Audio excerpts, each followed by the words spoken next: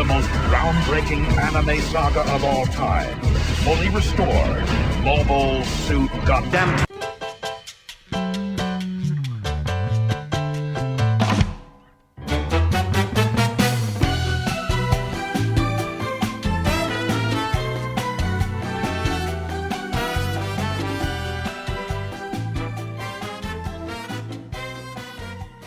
Welcome everyone to the show where you hear three guys rant incessantly about fictional wars from Japanese cartoons involving battles between huge anthropomorphic robots resembling samurai wearing different colors of car fenders. Yes, it's Gundam at MAHQ Megacon Infection Edition. Nice. Infection Edition.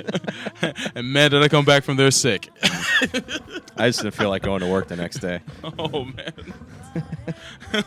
So, this is Chris Guanche, and I'm joined as usual by my partners in crime. This is Neo. And this is Soul Bro You, baby. What's going on? That's right. What's going on, everybody? That's right, one lady listening. So, hope everybody had fun at MegaCon that was able to join us. as you all know, since we were pimping it over and over again, we did a live Gundam recording at Megacon on Sunday, March 9th. We ran into some technical difficulties there, and some of the panel wasn't recorded. Some. And since the panel was only an hour anyway, that's usually less than the length of our shows. So we've got some extra stuff that we are recording post Megacon to fill it out and make it another show killer episode. So filler, y'all. Got to get that filler in. So before we jump into all of that delicious filler, we should move on to the usual Neo's news. So what do you got for us today? It's the abbreviated edition that we have at this point. So as everybody knows, we got the countdown going to the final episode of Mobile Suit 00. And I guess it just came on Gundam.info that there's a notice saying that the final episode of the first season, which will be airing on March 29th, will be shown at 5:30 in Japan, as opposed to 6 o'clock. They're moving it back a half hour earlier. Doesn't really say why they're doing it, but I thought that'd be interesting. So it means we'll get our Raws and stuff a half hour earlier, hopefully. There must be a hot baseball game going on or something, man. I don't know. It doesn't really say. I know that I think that for season 2 of Code Geass and 00, I was reading they're going to be at a different time. Actually, is that true, Chris? Or it'd be a different time, possibly a different station too? Or? Well, it's the same. So what's happening is that time slot, Saturday at 6 o'clock, is ending. Right. They will not be showing any more anime on it. Instead, it's going to be, I think, news. Yeah. So they're taking what used to be a news show on Sunday at around the same time, and that's where Code Geass is going to air. So presumably when 00 comes back in the fall, it'll be airing on that slot on Sunday rather than Saturday because the block is dissipated. Yeah. Oh, man, so it's going to be on Sunday, so we have to wait even longer? One more day now. That's not cool. Yeah. Whole extra day. I know the world's going to end. Yeah. I got to start the work week before I actually watch some Gundam. That is despicable. And like I said, this is going to be kind of an abbreviated edition of the news. Next little story, some more 00 news. Also coming from the pages of Gundam.info. Or Gundam.info, sorry about that. I mean, kind of a Freudian slip there. It's about the 00 DS game, and they're one of the first new features, the special features on the game. They've been talking about how you could do that Gunpla viewer and all that, but now on this one, there's some screenshots. The FG Gundam Exia Rollout Color Kit will get its own news update with a 360-degree flash viewer. Doesn't really say what it is, what they're going to be showing, but I'm sure it'll be just all the little Gunpla stuff that they have on there, and with the different mobile suits and all that. So, be some kind of interesting stuff about the 00 game. I'm sure we'll kind of pimp this game out like we did Gran's Greed. So hopefully we'll get those checks in for royalty checks. Yeah, the royalty checks. But Bandai, you know where to find us. We live in Florida. I'm sure they do, and I'm sure they're getting their cease and desist orders ready. No. Just kidding, folks. Just kidding. And there's only going to be about 3 news stories today, but this last one was actually a very interesting one because things have been kind of quiet on the news front since the beginning of the year. Right. But this was something from different Japanese sites. One was Ayano Diary, and they were talking about a magazine article that had a long-awaited update of what is going on with the Gundam Seed movie. And I didn't realize that it was announced back in like May of '06. That is when they announced. Yeah, it was a long time ago. Now thinking about it, it does make sense that that's when they announced it. But I don't know. I guess with 00, it just all that stuff kind of went on the back burner there. But they would talk to the writer, and she's part of the interview. And she says the plot has been done for some time now. And it was actually going to be, it was following the end of Seed Destiny, but I guess she became ill, which I kind of did after Seed Destiny. Ooh. I became ill myself. Ooh. And she's been in, she was hospitalized and stuff like that. And I guess they're apologizing for the delay. And it was mainly because of that and nothing else. They just kind of have the plot done. They don't really have any type of plan to get the movie done. So I guess she's just asking. She has no lack of energy, so she's just saying that the fans just wait a little bit longer. So, well, Chiaki, please step your game up, please. Yeah, please, because if Destiny was any she indication, fell victim to the same ills that we did after Destiny. Let's not make fun of somebody being ill in the hospital. That's true. Well, I hope you feel better, Ms. Morris. Yeah, it's been a while though. I mean, I'm surprised they haven't. We didn't hear more about it, but I guess Sunrise probably just put it on the back burner with as well as 00's doing, but. Like I said, that's the abbreviated version of the news. Not too much going on in this special infection episode of Gundam. Now, in case everybody's wondering why it's the infection episode, if I don't sound so great, that's because I've been sick this whole last week.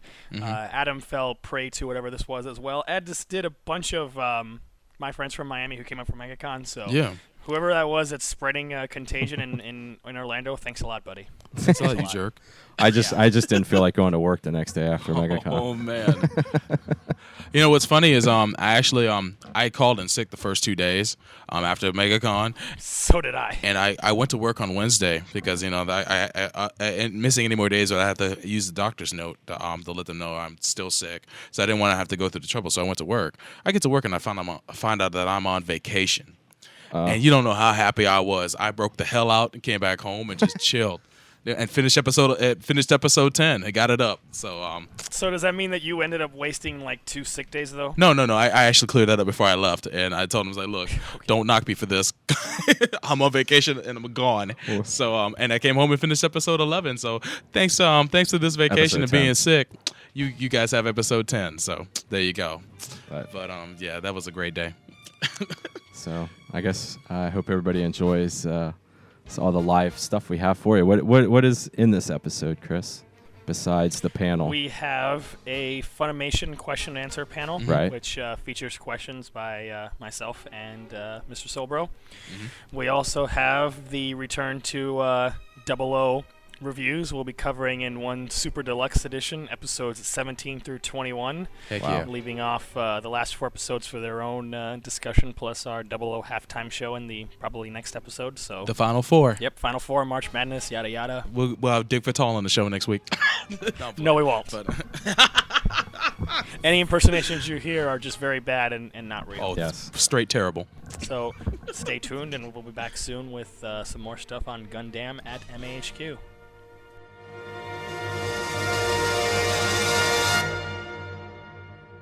God damn it! I'm ripping your head off right now. It's off, and now I'm throwing it at your body.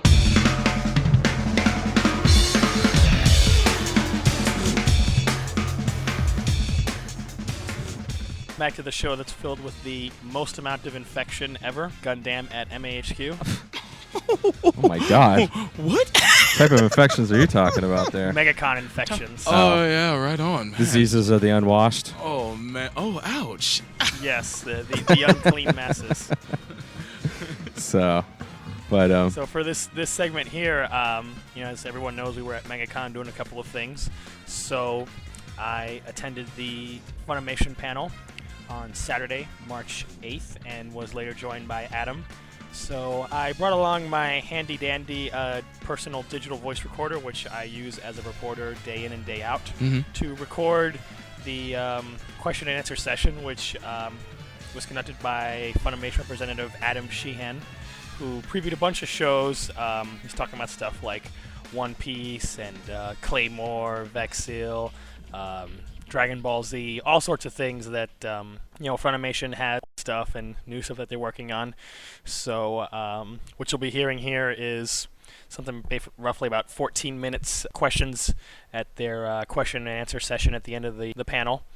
And audio quality may not be quite up to what you usually hear on here, since this is a handheld voice recorder, and people who are sitting behind me might not come out so well, but you'll clearly hear questions asked by me and by Adam. That's right. Most of them aren't really Mecha related, but just good stuff to include nonetheless. Interesting to boot, I think. Me who showed up late to the party. And me who sat in traffic. But what previews did they show before we actually got to the Q&A session? Because I walked in during the last preview, which was of Claymore? It was Claymore, yeah. They showed this, it was really weird, this totally Englishified trailer of this CG movie, Vexil. Yeah. Okay. And I think they just got it off some HQ thing, because it was just so badly translated. It was subtitled in English, but it was just horrible.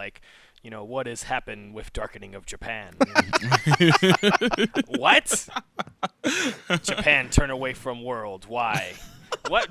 The movie looked cool, but the problem is the trailer was so pixelated, Yeah. and then I was so distracted by the Englishy subtitles. It's what is this? They truly are having problems in the anime industry. I guess so. Oh, man. And they showed stuff some trailers for One Piece and some other stuff. So everybody support your One Piece. It's good stuff. Oh, one for shizzle. Deserves your money. That it is. The pirates are always good. Exactly. When they're not butchered by four kids. Screw 4Kids, Funimation. They're doing a good job with the One Piece. Go buy it. Yep. It's got the red comet in it. You can't complain. The Red Comet. The Red Comet. Red Comet plays Shanks in the Japanese version. Yeah. Oh, man. Yes. Mm-hmm. Seriously? Shuichi Ikeda is Shanks. You mean the voice of Shar plays the voice of red hair Shank? Oh, no, that is worth a watch. You Right? didn't know that? And I did not know Shanks. some other interesting Gundam tidbits.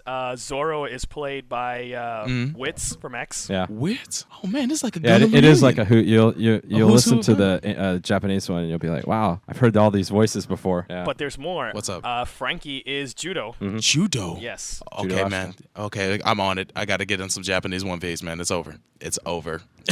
Well, you have a large library to start with. Oh, my God. I'll wait for those box sets again. Yeah, enjoy catching up to episode 346, which is the most recent one in Japan. Jeez. Because it's awesome. That's why it's still going. Oh, man. I guess there's never enough swashbuckling going on in anime. But I'm sorry. I didn't mean to. They didn't put themselves in a hole with the stories. So. Oh, dang. Is that a Naruto bash? Let's not get into Naruto or Bleach or any of that stuff here. So No, we're done. We're done. without any further ado, here is the question and answer session from Megacon with Funimation, and we'll be back after the segment is over with some more stuff. You're listening to Gundam at MAHQ. All right, I'll start taking some questions. Anyone have a question out there? Yes.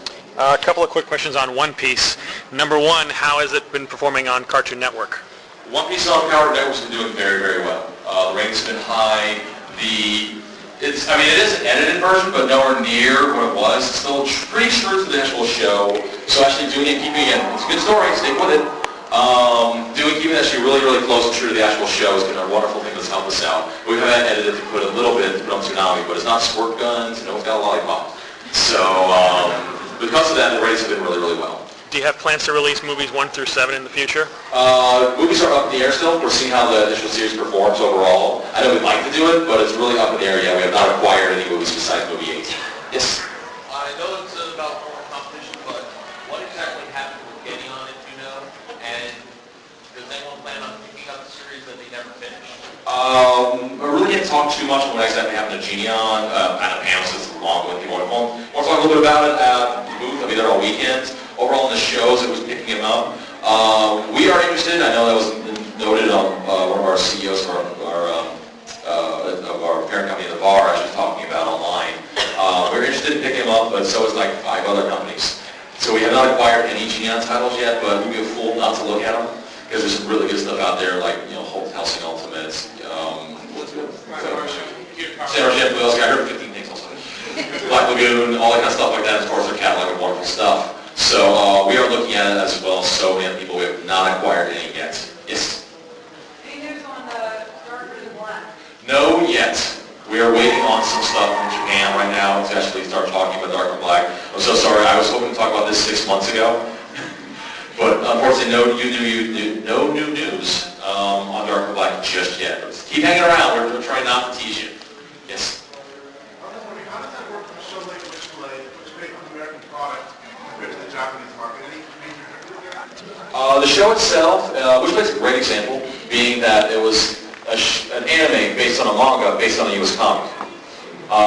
So pretty much they want to use the elements and the ideas of the Witchblade universe, but overall they want to still do its own stories but fit in the anime world. And Top Cow was very much in the mix on the production of it when Gonzo actually made it. So they said, here's your do's and don'ts, go have fun. And I think Japan just said, awesome, let's do this, we'll have an anime world, and well, she's busty, but let's just up that a little more. Yeah, I know, I was just like, wow, and, but actually, believe it or not, this is an amazing storyline. We'll sell you with what's on the cover of the box, but actually you start watching, like, wow, I actually care about these people, I'm not just staring at them, not just blowing up around it.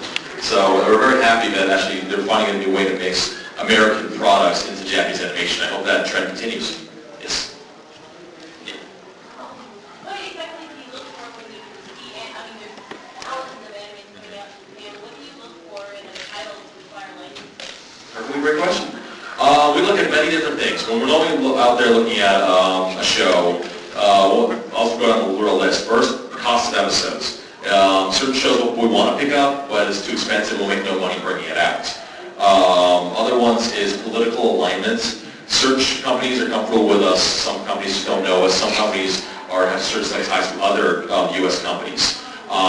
So because of that, some shows I'm not allowed to bid on. Some shows we'll bid on, but they're like, you're the first time working with us, so take a smaller show, let's see how you do with that. Then we'll talk about our bigger shows. Like I mentioned with Shuffle earlier, it's kind of one of those stepping stones. Outside of that, we do look at how sales are in Japan, the type of show it is it something that sells over here. Because like Japan, they're like, hey, check out this Richard was doing awesome. What's it about? Oh, it's a high school love drama. Okay, we have 12 of those already. We need something else. So it was great. Right now we're full. So we see what's available market, what they're looking for, what the U.S. market wants, what the fans are looking at. I talk fans at shows. What are you watching now? However you acquired them. And see what's popular out there. So it's basically just doing a little research on the shows, availability, and price. Yes. Is there going to be any more Shin-Chan? Shin-Chan we're going out in May. We're actually have some more coming on TV soon, unless I show the exact dates. But as well as the DVD first 13 episodes box will be out in May. I think like May 16th, middle of May or so. Yes. God, I hope so. With Clamshell works with this company called Kodansha. We get a lot of shows from them, but also there's just weird relationships on who's working on each show, each committee. Sometimes movie by movie, series by series, who's in charge of it changes over in Japan. So sometimes they're available, sometimes they're not. I mean, we would love to got Code Geass. That was a wonderful show for us, but it wasn't in the cards, and I congratulate, Bandai getting that one. So it's a wonderful series. We hope to get more at once. We do have Tsubasa Season 2 coming out. That'll be out. We're actually going to have info on that coming this summer, so look for that. I think it's going to be releasing late summer. But yeah, I really hope so. They're really nice girls. Yes? Just stay in the industry kind of being out there. So is it like a long term brain that's something that you guys can link as a series now, kind of maybe consider The length of series is a factor. I will say it's pretty much we still buy, when we buy a series, we still buy in chunks, episodes on the full thing. Because you can lose your shirt on some stuff. Like, Xander Cohen, Case Closed, wonderful show in Japan. Just was really hard to sell in here. It's a kid show, but you have to watch at midnight. Without TV, that's a harder show to push outside of the hardcore audience. So we have lots of select seasons of that. And we do more coming out.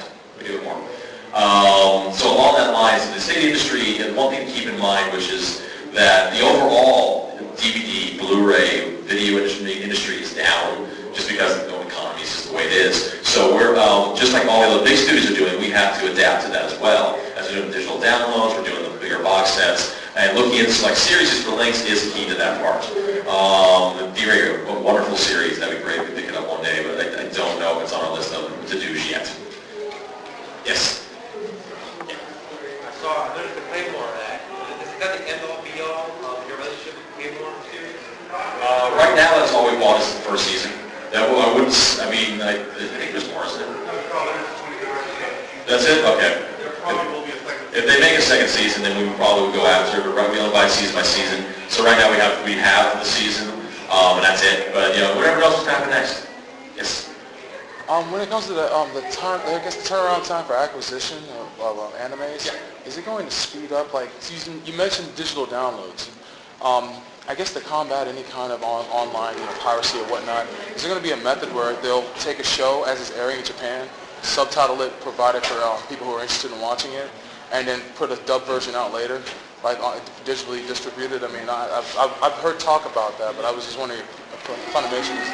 Yes, that is an idea like that, and some other ideas we're kicking around with in the industry and with our licensors and other people to do, because they see how big a problem it is too. And they're working on helping us, and that's one of the ideas, one of the many ideas we're kicking around, what will happen. And it really comes down to service-like companies we have really good relationships with, and even if we don't get all the shows, we get like a bunch. So we'll gladly help them out. Like right now, Gonzo puts out any show, we send out the cease and desist to everyone to stop putting it out, even if we don't have it yet. And the ideas of putting stuff out earlier, we really want to keep that and shorten it. And sometimes, like shows like Afro Samurai, we get in when they're still drawing it. So it really comes down to our relationship with the industry, as well as the Japanese industry is seen as more and more and going more global because they really kind of need to. And because of that, they're concerned as well. So I would say look for more change in that direction. Maybe not exactly that with this year and definitely next year. Yes. When a show's licensed, basically, some shows you see licensed before they're out on TV in Japan, others have a complete run being done in Japan, that's licensed in the US.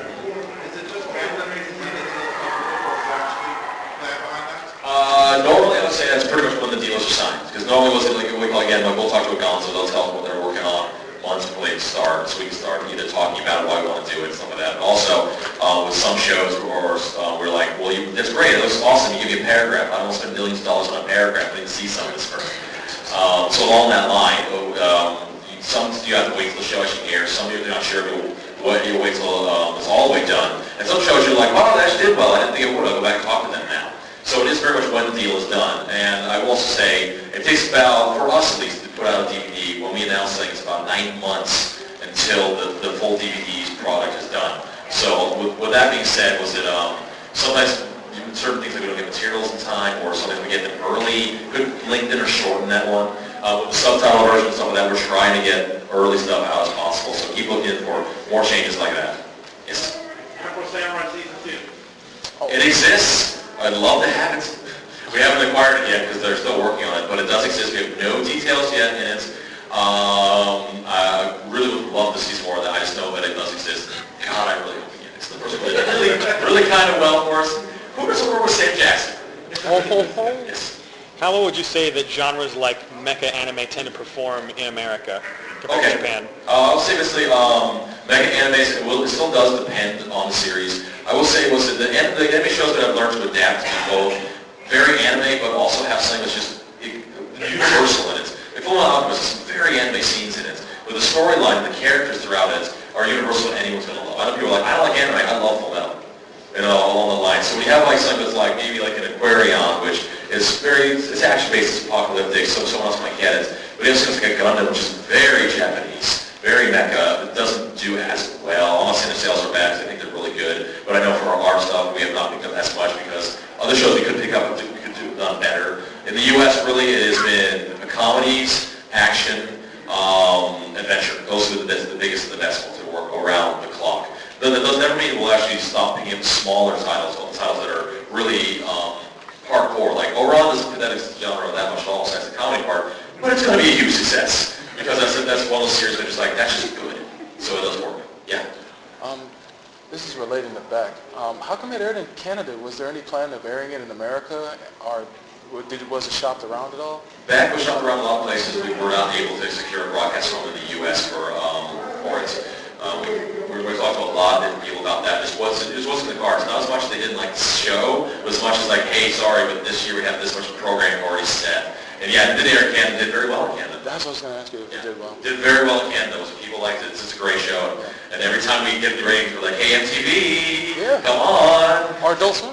Or Adult Swim, yes. I think it's still unlicensed. Have you guys checked out Sayonara Sensibo Sensei for a licensed release? I'm not sure also about that one. I know currently our acquisitions team, on average, per year, we look at about 150 different titles. We'll pick out 10 of them.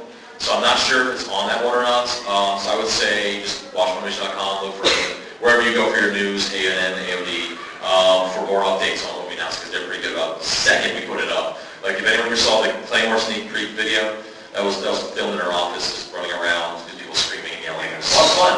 Yeah, it's just equivalent of that. That's actually the brand manager for, besides just One Piece for Claymore and DBC. He's a little stressed. Yes? I know right now they're trying to basically get the U.S. releases to be as close as possible as the Japanese releases. Are there any plans of trying to do a simultaneous release in the U.S. and Japan at the same time? That would be awesome. Right now, again, this is logistics. It's really a lot of logistics and timing and stuff like that. We'd love to do that, and we're working towards being as close as possible or simultaneous. But how soon that is, we don't have actual clear example yet. We are fighting towards that, but it is an uphill battle because we've never done before. So there's going to be a lot of, oh, that didn't work, let's try this. Oh, this worked, let's keep going this direction. It's a future goal. It's a future goal. The future goal of this has ours released at the same time, because that will cut down on bootlegs and other things like that. And being a fan, freaking, I want it now. Now. Yes. Saturday takes place with you guys from the time of your license. For DVD, none. We do almost every single thing uncut. For broadcast, we gotta go by broadcast standards. We go right to that line, as far as we can go to that line without keeping uncut. That's also why we pitch the right shows to the right networks. Like for Adult Swim, Full Metal had 2 scenes cut out of the entire series. It was for about 2 seconds, and just overly gory blood spots, stuff like that. It was nothing lost in the genre at all. We're way past the DBC, hack and slash them, just put on TV days back in the 90s. But then also we're just have Speed Grapper starting on IFC, and we're not editing that at all. Which everyone's like, whoa, you're not. Well, it's IFC. I don't have to. We didn't edit past this. So we can get away with Speed Grapper. They don't show anything. They just go, holy crap, did he send that teacher? Some people know what we're talking about. Yes. Yeah. When does that come out on IFC?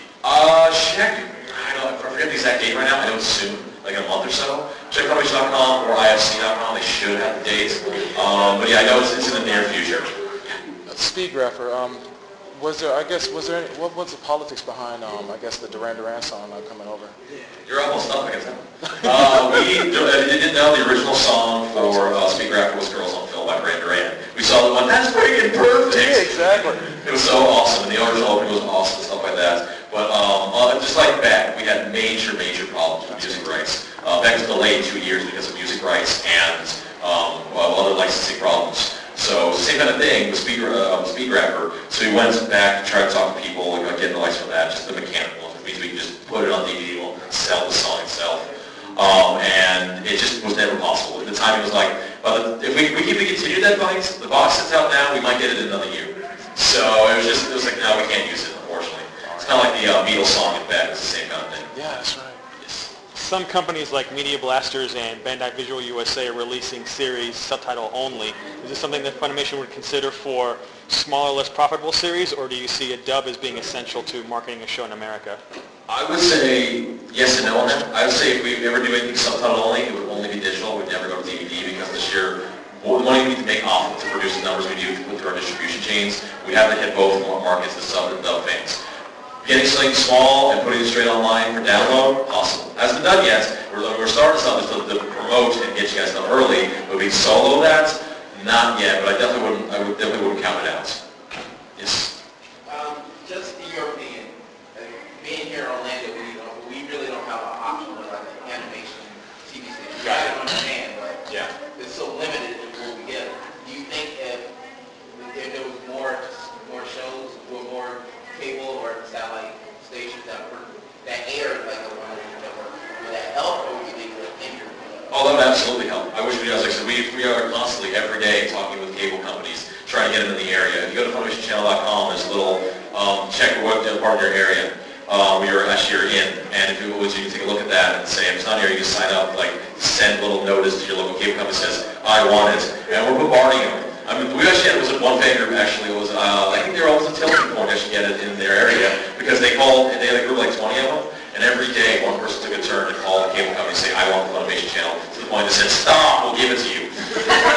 So you can make a difference in your local channel. Just keep calling back and don't take no for an answer. Don't bomb them or nothing. Just keep calling. Just bugging the crap out of them. No, I love threats. Okay, I got time for 2 more questions. Anyone? Yes. Yes, is there any more shows you're able to redub that poor kids might have like messed up? Right now it's just One Piece. Who knows in the future? I know people ask about Yu-Gi-Oh! And other stuff like that, Shaman King. That's not on our plate as right now. Who knows what will happen next?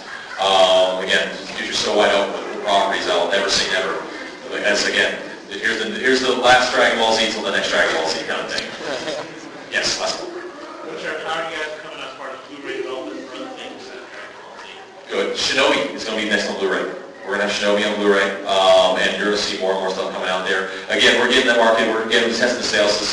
The market itself is growing. So we're trying to follow the market, and every time it jumps up a notch, we bring out something like that. We're trying to stay right on there. Because it does well, but it does well as any other Blu-ray disc. So right now it's growing.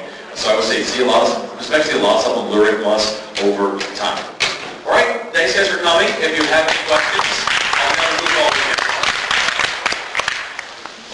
again. Frankly, my dear, I don't give a goddamn.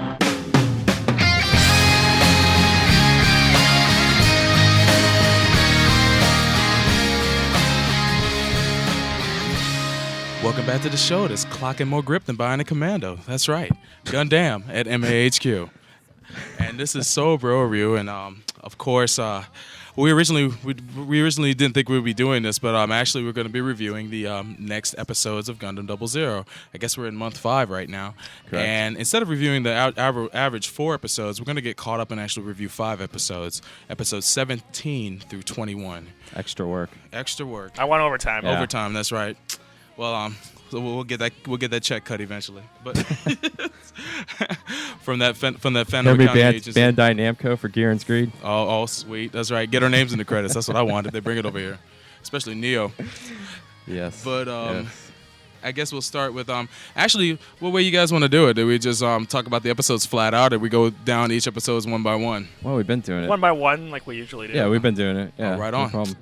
Then we will not break form. Well, episode 17 was about, the title of episode 17 is Throne's Assault. And in this episode, it starts out kind of in an odd note where basically you get to see, I guess there's a ship that's near in the orbit of Jupiter. Mm-hmm. And this is the first time we ever get to see Jupiter in this series, because, every Gundam series, there's the Jupiter expedition where they start getting this new fuel source. Actually, we don't even know the reason why they went to Jupiter, I guess, in this series, not the clear reason. But you see 2 men in space suits explore the interior of this abandoned spaceship, and that's right around the orbit of Jupiter, and they find a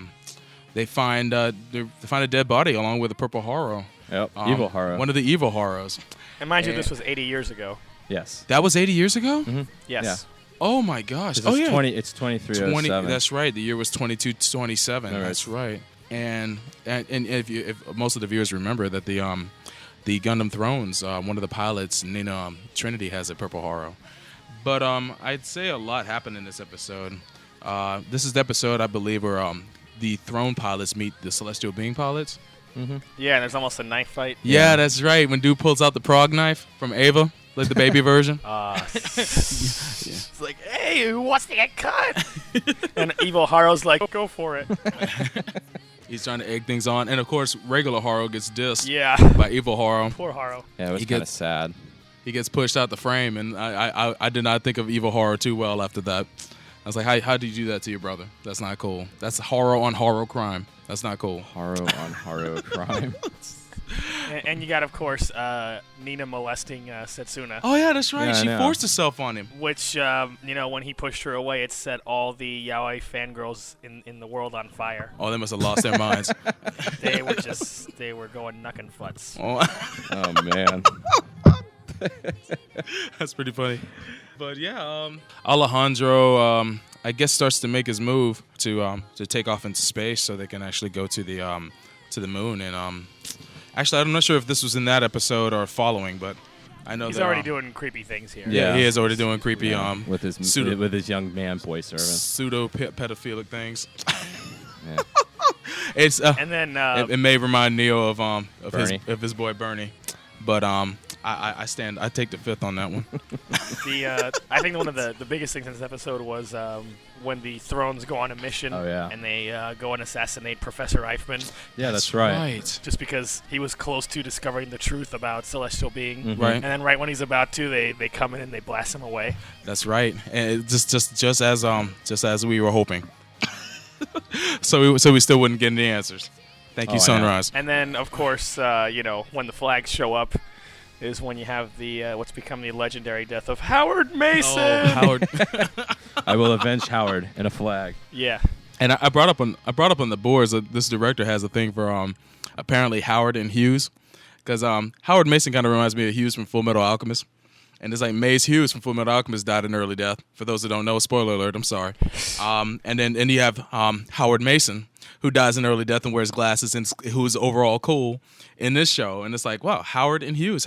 That's coincidental. And maybe I'm the only one in the world that picked it up and the only one that gives a damn. Because Hughes was a lot more integral to the part in Alchemist, to the story in Alchemist than this guy was. So, well, Howard was cool, man. He was cannon fodder. I'm sorry, but he was still cool. Cool cannon fodder. There you go. He was Soldier A. Yeah, and that's when you get to see what's her face, Luis, because we have to have the Saji moment in every episode. So you get to see where she leaves to go. Well, she's going back to Spain, right, to see her mom For a family wedding. Yeah, for a family wedding. That was this episode. That's right. Yeah, so she's leaving. I mean, she's not there, but we have to mention your boy Saji. Oh yes, because he's always worth. He's always worthy of the whole universe. It's King Arthur in the making, guys. Yes, that's right. He is. He's always worthy of mention. You also get to see how the Thrones actually, a lot of the abilities of the Gundams at this time, even more so, and how just kind of indiscriminate they are when it comes to. Taking care of their assignments and the targets. They just go out and they kill whoever they need to kill and don't really give too much care about casualty counts or who gets in the way there also. So how do you guys rate this episode? I'd probably between like a 3.5 and a 4. It was a good development episode. It was nice to see they didn't delay the meeting between the Meisters and the Thrones. I thought that was kind of that didn't wait till at the end of the season for that to happen. They just got right to it. And it got rid of all that speculation that they're all of Celestial Being, and so. Because at this point in the show, you're still kind of wondering, are they Celestial Being, are they not? And then you just get the verification of even how more creepy Alejandro is. Oh yeah. And it sets in kind of what's going to happen in the next few episodes on the little power move that he tries to orchestrate. So, I mean, for the base nuking scene alone, I'd have to give it a 4. Yeah, I gave it a 4. Yeah. Checking my review, which I guess brings us to episode 18. Oh boy, Malicious Target, aka the Wedding Crashers. Oh, rip it up. I think I'd actually like the other Wedding Crash, Owen Wilson and Vince Vaughn instead of these Wedding Crashers. Oh, but yeah, these are the kind of Wedding Crashers that you want to have. Yeah. But it's what was it? They were just flying. They got the Trinities did an assignment, and then they're just kind of flying through. They've been flying around because they've been hitting up a bunch of like backwater military bases. They're doing all sorts of.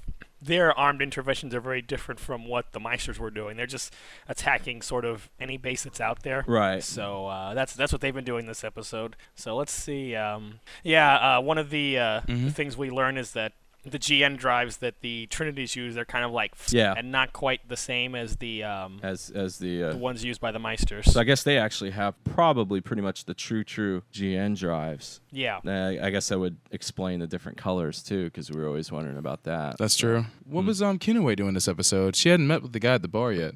It was shortly before. I guess that was shortly before. No, that was this episode. That was the following episode. But what was she doing in this episode? That she meets with the Rialdo pilot who tells her that he saw Nina. That was this episode where she met with the dude in the bar? Yep. And that was when the revelation of the name of the businessman that provided him with the GN drives came out, where I guess he overheard Nina say it. What was his name was Lagna. Yeah. Lagna Harvey, that's right. Yeah. And she overheard him say his first name, and that's what leads her on her quest to find out who he is. And ultimately some other things. Yeah, that guy has short screen time too. That pilot. Yeah, he got smoked right away. Oh man! Which is then followed by the Wedding Crasher scene. Oh yes, it's only 5 minutes of episode. You got Louise at her party with her mom, Mrs. Robinson. Yeah. Oh yeah, that's right. And everything's happy, joy, and then the Trinities are flying overhead, and Nina's all like, why do I have to do all this hard work? These people are having fun, and then she just starts blasting them all to hell. The whole wedding party. Yeah, man. When she's done, there's nothing but bodies and crater. And it's like, and I love the scene where the camera zooms in on Louise's face, just zooms in on her, and then she starts to run towards, I guess, the spot where her parents were once intact. And then, I guess, conveniently, Nina misses her in the final shot, and she gets almost crushed by that wall. Yeah, and then she flies away and like sticks out her tongue and does a little V sign, like. Eh. And that's when I wanted that. That's when I finally said, "Hey, Louise, you're off the hook. You're no longer the bitch I hate the most in the show. You actually get a pass. Thank you." You got superseded by somebody else. Oh, Nina, you can go straight to hell. Friggin' little bitch tries to pass it off as when Johan says like, "Hey, what are you doing?" She's like, "Oops, I pressed the wrong button." Yeah, twice. and in the relatively same spot. Way to go. It's like, oops, I accidentally pressed the blast people button. I meant to, use the microwave. Or fly straight button. Heat up some Hot Pockets. Yeah. Well, and this is also the episode where you get the vow from Graham. This is where I thought this is where I got mad respect for him, because he was going to. Please go into this. He was going to defeat the Gundams in Howard Mason's name, the infamous Howard Mason. Now, wasn't the scene where he was? Oh, the scene where he was at the graves in the next episode. But this was like when he had just found out, and Billy was all in the cast and the head wrap, and he was all hurt, and he found out that I guess his senpai, his sensei, the doctor was killed, and wasn't it? Graham was not having it.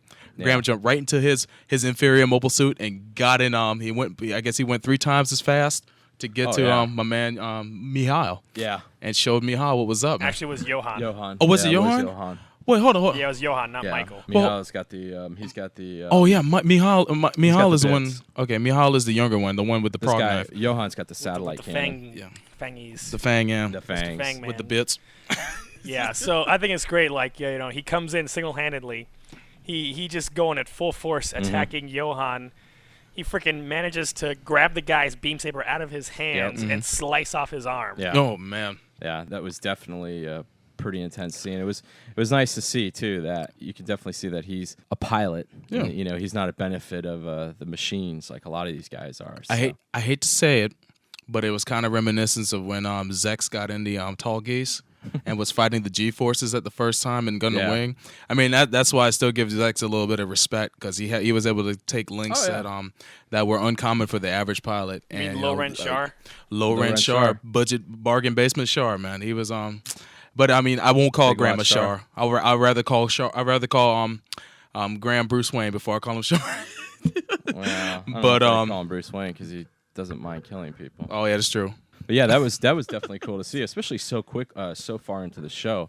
Because usually you see that stuff happen like the first couple episodes, or when the Gundams are actually obsolete at that point, and they need the old mid-season Gundam upgrade. So that was definitely a great scene, and that's also too. That's when Sumeragi gets the news from Billy that Professor Eichmann got killed. Right. Yeah, so there was a lot of stuff going on in that episode. That subspace message delay. Yeah. But there's still some more at the end, because after this whole thing of the Trinities, the wedding crashers and the attacking civilians at the weapons factory, Setsuna decides that got to go armed intervention on them. Yeah. Yeah, so Setsuna had enough too, man. He just jumped in the suit and got busy, man. Well, before that though, you have probably one of the most, I would probably say one of the most powerful things in the show already was when your boy Saji again. We have to reference him, but when this time it actually made sense because he was talking to when he was riding a Vespa. No, not when he was riding a Vespa. I'm sorry. I'm contributing to the greatness that you say. You're trying to give him some validity. Go ahead. No, go ahead. But, Let me not interrupt this. No, but because he was talking to Luis during the attack, or like right prior to the attack, and she hung up, and then he finds out that they got attacked on the news and all that, and he ends up going to Spain, and he's in the hospital with her, and remember he brings her the rings. And she starts breaking down and stuff. She's like, "Oh, I can't do it." And then she shows that she has no arm or no hand. on there. So I mean that was kind of nice that instead of just killing her, which would be the easy thing to do, and which they always do in a lot of these shows, they make her, they maim her, they cripple her. I love the fact that the hospital staff alluded to the fact that she's pretty much the sole inheritor of her family's fortune now. Well, yeah, and the fact that they're probably going to give her the topmost treatment because they want that money. Here comes the pizza Gundam. Oh man, pepperoni Gundam. But and the fact that she pretty much was on the way of sending Saji packing.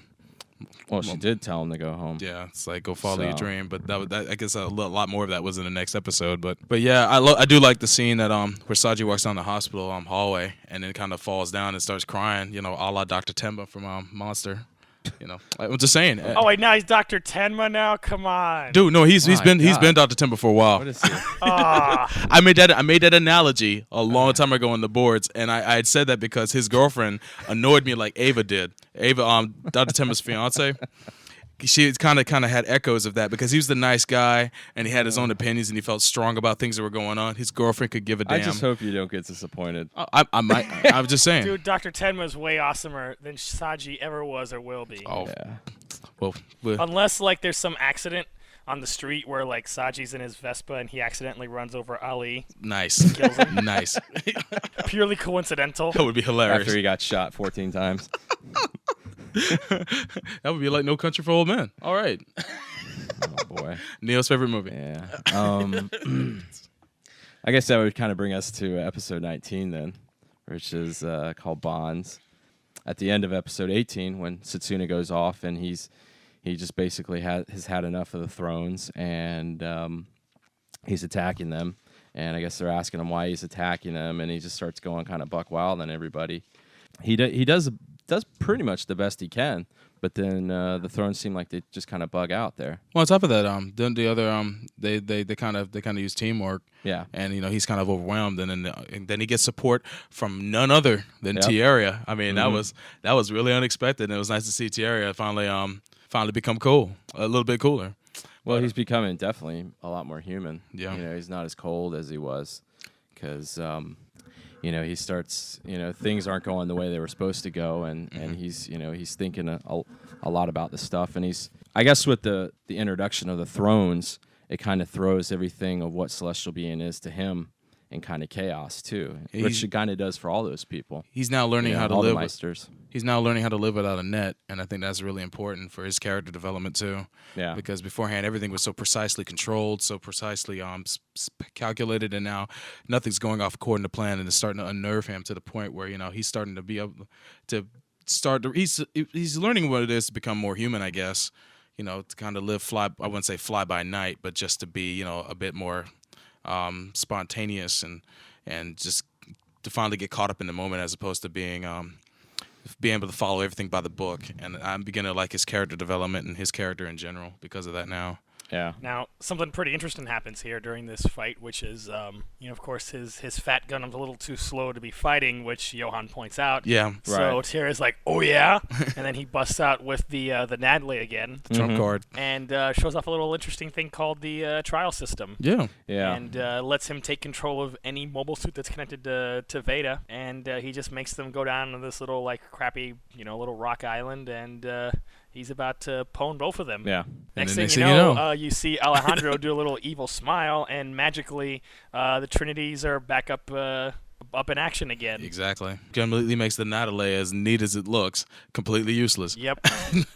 Because it's more. Without that ability, it's actually more useful as the Virtue with that big old cannon. Right. And you really haven't seen the Natale do much besides shed its skin and then I guess take out some towels, but in this one, you could just see that he couldn't handle that paradigm shift when all of a sudden his ability got rendered useless. But there was that, and then luckily for them, your man Lock-On showed up. That's what I was about to say. Once he got there and started to help out with the gang, a little bit of hard news was dropped on him. And if you want to go ahead, Chris, let him know. So they're all fighting, and Johan's like.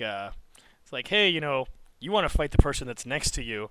These Kurdish guerrilla your family. There was a guy in that group named Soran Ibrahim, and Lakan's like, who the hell's Soran Ibrahim?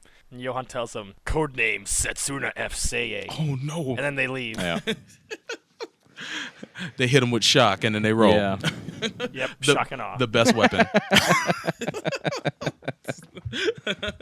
But Lakan actually takes it pretty much in stride, though. And at least, I mean, he asks Setsuna if it's true, and Setsuna, he says that it is true and all that, and he just kind of, I don't remember too much of what he said, but he basically just kind of took it in stride in the aspect of these are things that happen. They happened in the past, and they're both on the same common ground now. So, yeah. I mean, I guess it's a lot easier to accept him with the Trinities being the problem that they are. That's true. And all the times they probably saved each other out on the battlefield earlier in the show. So I mean, as soon as Stock actually went through the roof that episode when he told him to go ahead and shoot him because I know you'll take my place and do the job I couldn't. And it's like, wow. I mean, he is in such control of his faculties that he can just tell him, it's like, look, you can shoot me and I'll understand. Yeah. It's because he's a Gundam. Yeah, he is a Gundam. That's his name. Forget Setsuna say I am Gundam. Because this nut wants to be his suit. And it's like, wow, this dude is a fanatic, man. He is on a holy jihad in Mecha. Now, aside from that, there's a bunch of other stuff that's said in this episode, starting with all the superpowers. They get contacted by a traitor from Celestial Being, and we obviously know who that is. Yeah. Right. We got Kinoue doing her investigation about this guy, Lagna Harvey, who is like this linear train guy, and coincidentally is JNN's biggest shareholder. Yeah, that's right. But she doesn't care and wants to keep investigating. Is this episode where she meets a certain redheaded gentleman, or is that the next one? That would be next episode. That's next episode, right? Yeah. So after this whole confrontation between Lakan and Setsuna, where they talk about stuff, this is where you have all of the leaders from the, well, not leaders, but some of the military officials from all the superpowers. They meet in Antarctica, and they see this chamber that's filled with 30 GN drives. So it's early Christmas for them. Yeah, that's true. And also, there was a really powerful scene in this episode, too, and that was with Graham and Daryl. They were in the graveyard. Yeah. And this is when they talk about the fact that no matter what, he wants to defeat the Gundams in his flag. Graham, he makes that statement. It's like, look, for you, Howard, since you love the flag suit so much, I said, I will take out the Gundams in the flag. I was like, I'm not going to pilot any new upgrade. I'm going to do it in the flag. F the rest. And it's like, for him to make that... Was that this episode or last episode? I really don't remember. I believe it was this one. one. It was this one. Because that's when the very next episode is when they find out they're going to be getting upgrades. Yeah. And that's when Graham makes that ballsy statement that he doesn't want an upgrade. He just wants to use his over flag. It's like, wow. Wow, he doesn't want the new suit. Your stock is going through the roof again. How do you keep doing it, Graham? How do you keep doing it? You might be MVP this year, man. You might be MVP, but there is a runner-up. There's someone on your tails, and we'll get into that soon. Yeah, there's a couple of them actually. Oh man. I guess on that note, we should move to episode 20, Revolution's Blade. Yeah, the only problem I got with this episode was the beginning 2 minutes because you saw Saji sitting there looking at emails and crying and stuff, and I was like, and it had like that sad music going. I'm like, no, but then thankfully the opening credits rolled. Oh man. No, that's when it got like really stereotypical of a lot of these shows. I was like, oh god, here we go. It's steeped in legend. I know It is, man, and that's his Guinevere. Yeah, Vespa Man. Vespa Man. So with his Magenzer Z helmet. That was. Oh, I'm sorry. Now, the one thing that was pretty interesting, though, in that opening part, even though you had to go through him, just being all sad and stuff, was the fact that the nurse told him that they couldn't use stem cell research to regenerate her hand because of the weaponry. Sometimes the laser burns from somehow screwed up all the cellular structure. That was around that area, which is kind of interesting. That's an interesting point. That was a neat little piece of trivia that they gave us right there. Makes me wonder if it's the Trinity's drives or if it's all of the drives, if it's the real GN drives. as opposed to what the ones the Trinities have. So I would think it's probably the Trinity drive since they're cheap knockoffs. yeah. So I thought that was kind of interesting. And once again, that was kind of an interesting thing of relating it to real life with stem cell research and all that. So be kind of cool if they are able to do that stuff in the future. Man, get a new arm. But that's when you get the old declaration from. Brings us to the old declaration at the UN. The UN's going to have the declaration of celestial being that they're going to. All three forces are getting together and they're going to take them down no matter what. The three leaders were holding hands together, like hands across the world. Nice. They're making nice, and now I guess they're getting together. The beginning of their so-called federation, man. Maybe, who knows? Yeah. But you can see that the groundwork for that is being laid now, and on top of that, I guess this is when the GNX makes his great appearance. Yeah, oh, that's right. Man. And Soma and my man Sergey. Well, Sergey. My friend Sergey. This is not my man. He's my friend. My friend Sergey. They get pretty raw on the Trinities at the base, and finally, these people finally get their first victory. The whole show. Pretty much. It was a long time coming. And this is when you do get the thing from Graham that we were trying to allude to, that when he's talking with Billy. About because he was asking him about the beam saber that they recover, and he said, "No, we got these GN drives, or they got the same engines that the Gundams have, and they're putting it in there." And this is when he does basically, I think this is when he does basically say, "Don't give him one of those suits. He's just gonna kill him in a flag." So take out a Gundam in a flag. That's when he tells Billy, yeah. Yeah, and then you got your boy Patrick. Trying to woo the captain there too. Patty C, man, he's trying to date old. Chris, I have a question. The voice of the female captain, I forget her name, but the one that's Patrick's superior, Kathy. Yeah, is that the voice of Haman Khan also?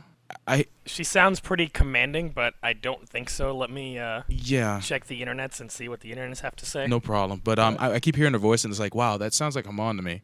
Every time I hear her voice, it's like she does sound commanding, and she kind of has that tone. But I'm sure there's several Japanese voice actresses that sound like that. But every time I hear her voice, I could swear that's Haman. So and she's done other Gundam series before too. It is not. Haman was played by Yoshiko Sakakibara. This is Minami Takayama. Let's see what her other credit. Actually, she's Conan in Detective Conan. She's Detective Conan. I don't watch. Oh, man. She is Detective Conan.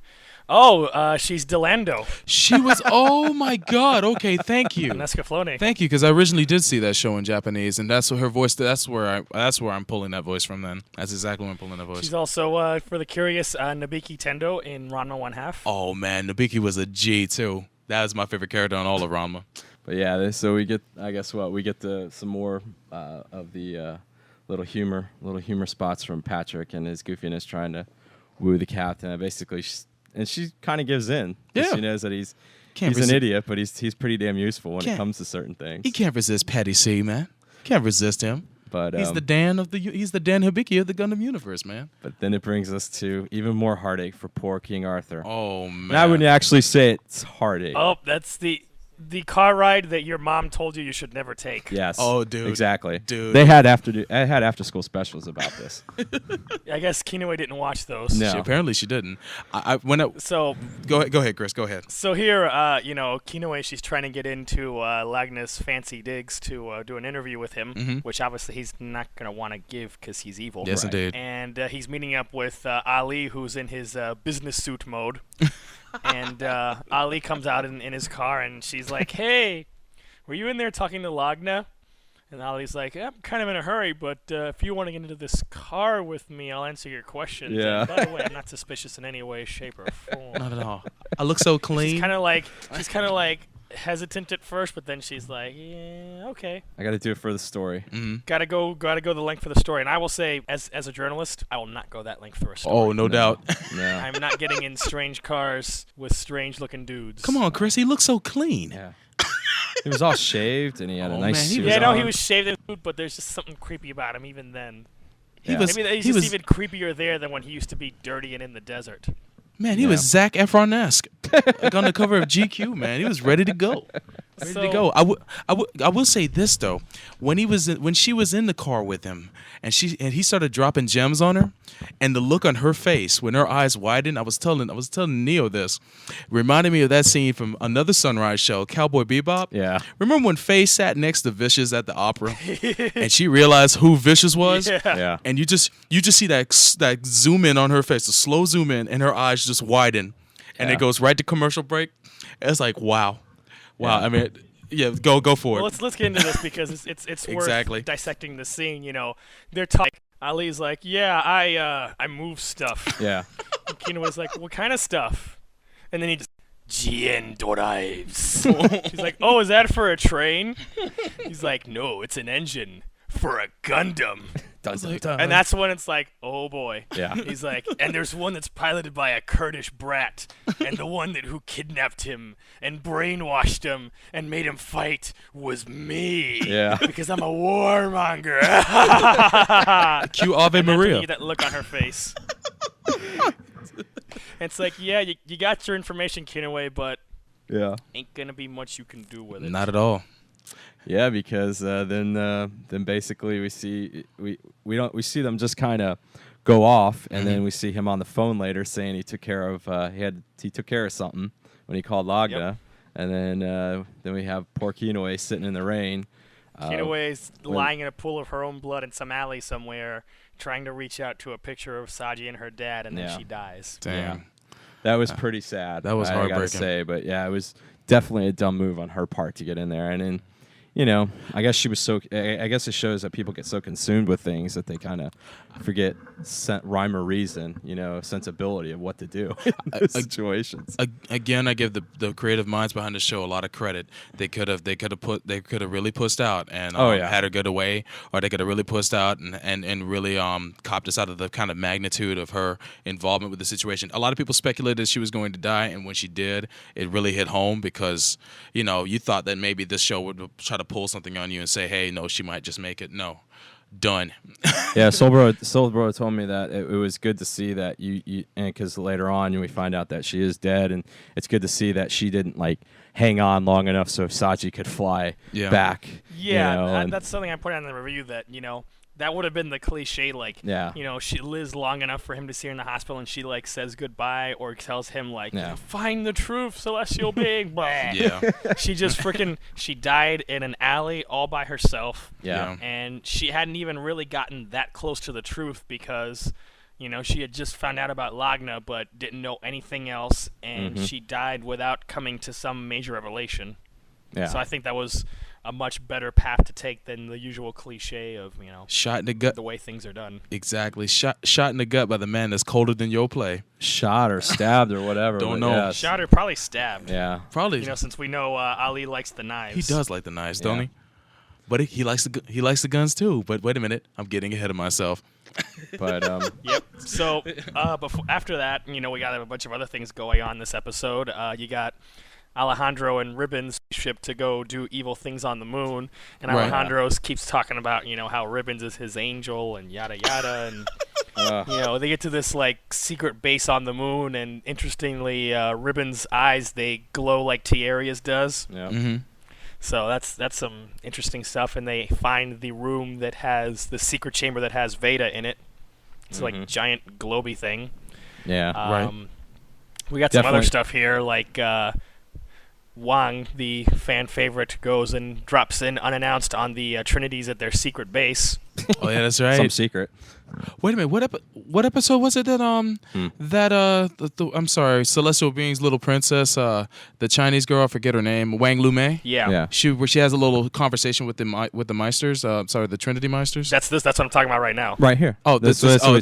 Go ahead. Yeah. Sorry. And she's like, hey, I'm here to give you my support, and of course Michael has his little prog knife out again. Yeah, he wants to slice her up immediately. That's right. And Johan's like, yeah, that's cool. I'll ask you for some help in the future, and then after Evil Haro shows that it's also perverted. Yes. Oh yeah. Because it thought that Wang was pretty, so Nina ends up kicking it away. We'll find out he's regulation size for soccer.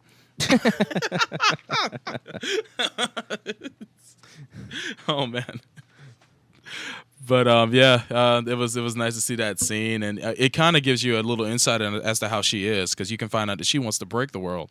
She doesn't want to save it. She wants to throw the world in total chaos. She thinks I think she has a whole Phoenix approach, where the world's got to burn first so it can be reborn. Yeah.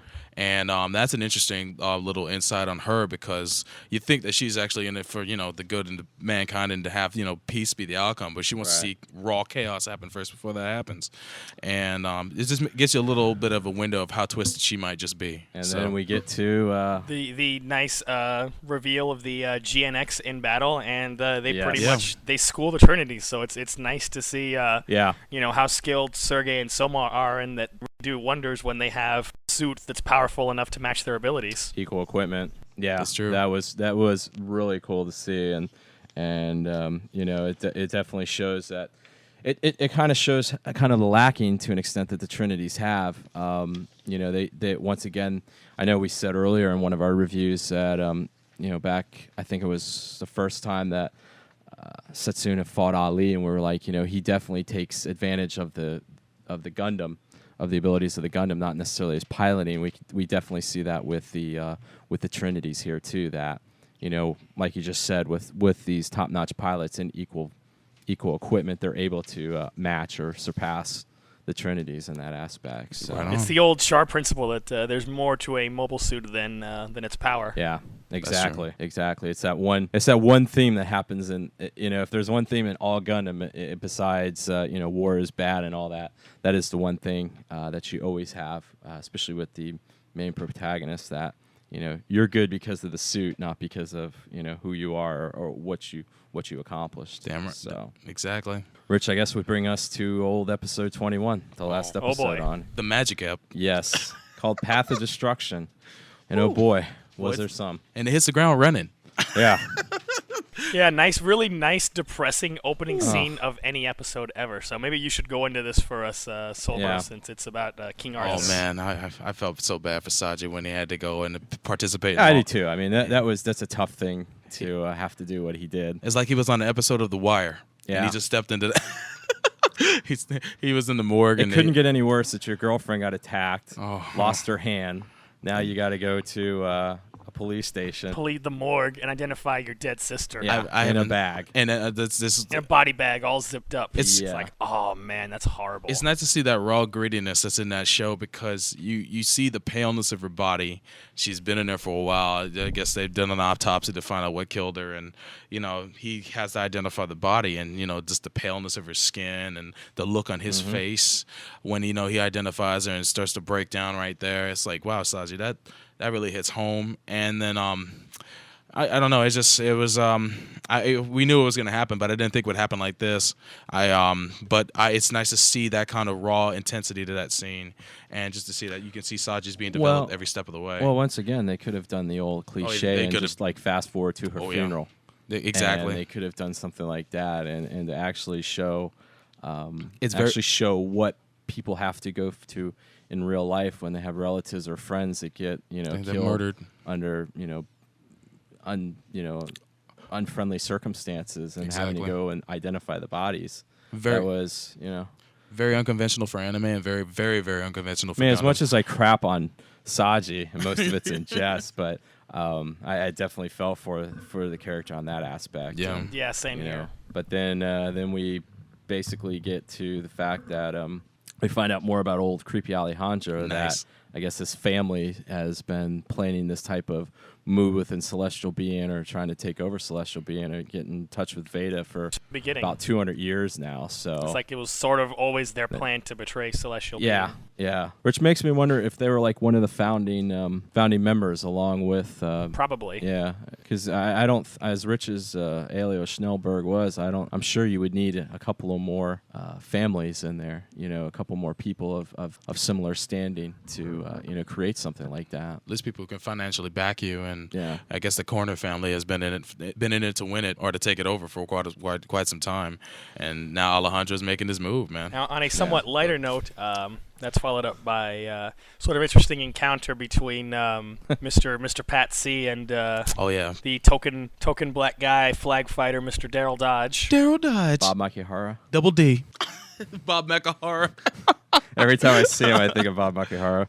From Tenjo Tenge. from Tenjo Tenge. That's right. Yeah. He's kind of got that look. Watch him start breaking. He definitely does. I'm sitting there looking at him. Like, my God, that's Bob. But yeah, I digress on that. But yeah, that was definitely an interesting meeting, especially since how old Patrick is. And he's talking trash. The guy doesn't have a care in the world. Yeah, he doesn't. He's talking trash because Yeah. he asks, where the big union ace is, and Daryl's like, oh, Graham's not part of this operation, and Patrick's like, oh, you must have chickened out, huh? We know what happens to those dudes who talk trash about Graham. And Patrick finds out the hard way. Oh man. Yeah, definitely. And another funny scene was when Felt and Christina were sitting there and they're doing some work on the Telemeos and Sumeragi brings them a drink because they've been working so hard. And they find out it's alcohol. It's actually alcohol. It's like I knew she was gonna do that. Oh man. You guys need to take the edge off. Have a cocktail. Here you go. You guys have been working so hard. Here's a Budweiser. Actually, in her gently. case, I think it was probably like Johnny Walker Red or something. Some Seagrams. Probably. She's definitely mixed with hard. some 7-Up. Some Grey Goose vodka. But Man. and Which is then followed up by some trippy dream sequence that Setsuna's having the dreams about Marina. yeah. It was nice to see Marina again, even though it was in the pseudo form. But it was I was wondering where she was at. And it shows once again that as tough as these guys can be, when they get that one kind person or that person that for whatever way affects them, that they subconsciously start questioning what they're doing, because that was kind of, when the first time I saw it, it was like, I thought it was real at first. Yeah. Because you don't know with this show sometimes, especially at the beginning of the episodes. That's true. You sometimes don't know if it's right after what happened in the previous ep or this is a little bit later or what. So I thought that was kind of interesting because, of course he's in that city. Yeah. In the Kurdish Republic, and I thought maybe he went back there just to reminisce or something, because and you hadn't seen Setsuna before that part in that episode too. So no, you that's thought true. you were just like dropped into where he was at, and to find out that he's still on the Ptolemaeus and he was dreaming that, and I found that really interesting that he's finally starting to have second thoughts about his way of life, and he managed to be thinking of other ways of living besides actually being a Gundam and being the embodiment of that. But I just recently realized, what's also what's also nice about him having that transformation is he doesn't get all emo about it like a lot of the other pilots. Like he's starting to question it, but he's not like getting all whiny and crying and bitchy. To everybody about it, so it's just something he's thinking on his own. Well, I realized something about the age difference between them. I forgot that she's 24. She's 8 years older. Yeah, she's really? 8 years. Yeah, he's 16 and she's 24. I think there might be a part of her that reminds him of his mother. I mean, that's me getting way out there. Possibly. But I think that maybe he just likes older women. He could, and that's smooth. Big up, Setsuna. I approve. He's doing the old judo thing. That's right, judo, man. He was into older women. Right on. I think it was more like the older woman was into him. You're right. Well, You're right. well, but that's I still mean- not a bad thing. He really didn't give a crap about Haman, but she's all like practically raping him. Yeah. Wearing those. But anyway, that's when we get to Double Zeta. That's I can't wait. But then So all of a sudden we speaking of those GNXs, we got Another- a whole crapload of them, Mhm. 19 to be specific, in space going after the Ptolemaeus. Right. So we got some action coming up. But before that, another scene with King Arthur. Oh yeah. yes. Where he meets with Kinoe's editor, and we find out some interesting things, that their old man was a journalist and that he was investigating some kind of thing, and he was framed and sent to jail. Lou Grant tells him, we're ending we're ending the investigation. We're not getting Yeah, deep he's into not this. going on with anything Like, dealing with celestial being. We're tapping out, Saji. This is your fight. Do with it as you will. We're not having no more part of this. Especially since Yep. I guess did they already know that because this is the episode you find out Logana is also he's dead. Dead. Yeah. Yeah, they don't know that. They don't know that yet, right? They don't know that because on Earth, the GNX squad led by Sergei attacks that Trinity base in Africa. Yeah. And Johan wonders if Lagna betrayed them. Yeah. Exactly. But at the same time, that's when you see that Lagna's dead. That's right. That's right. That's when it just dropped. It makes me wonder if Ali went back to kill him after finding out that this reporter had already had enough ingenuity to trace the trace Celestial being all the way back to that to Lagna in the first place. Yeah. So he had to tie up more loose ends. I guess we'll get to that in episode 22. Yeah. Oops. Episode 22 is the Ali special. Oh, the Ali special. But then we get, back to the fight up in space. Yeah. The Meisters start having the same problems that the Trinities did, because I guess they were expecting that these were just going to be the normal upgraded suits. They didn't know they were going to have GN drives, especially when Lock-On tries to snipe a couple of them, and he doesn't even hit any of them. But they also get attacked by a much larger force, because the Trinity's 10, and they're getting attacked by 19. Yeah, and man, that was definitely a great fight, because all of a sudden you're seeing everything going on, and then all the Gundams just start to shut down. Yeah, and that's when it really got interesting, because that's when you knew old Alejandro was behind it, because earlier. Actually, what was it? This episode and the previous episode, Ribbons is sitting there going through the once they access Veda, he was sitting there going through each, like hacking it. Yeah, he was hacking each level, so you knew something was going down. Very true. And that's when old Sumeragi earned her pay. Oh yeah, that's right. Because they definitely knew that something was going down, and so they built in those backup systems for the Gundams. But and that was nice, because then you get the old what is it, Setsuna? He wants to become a Gundam again.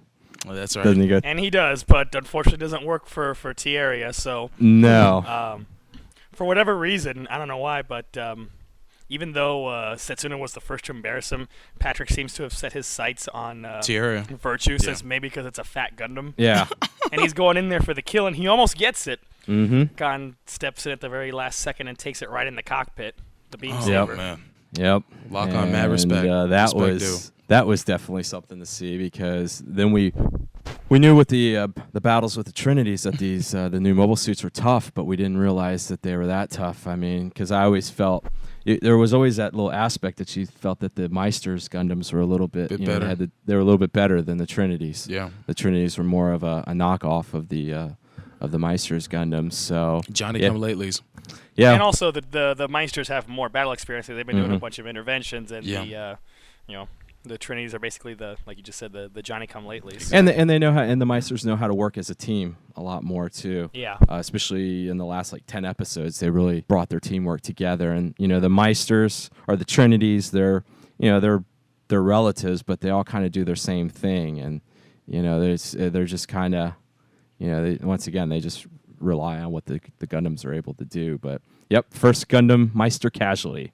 Ooh. And it couldn't happen to a better man. I don't know if it was a better man, but man, that was pretty interesting, because you didn't know what was going on there. You didn't know if he was dead, hurt, or what, because all you kept hearing was old Haro going, "Lock on, lock on."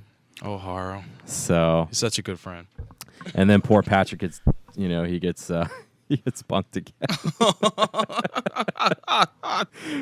But Patrick. So, and then what is it? We get introduced to the GN arms in battle mode there. And basically, seems like it's kind of a cross between piloted by Mr. Speedo. Yeah. Mr. Speedo.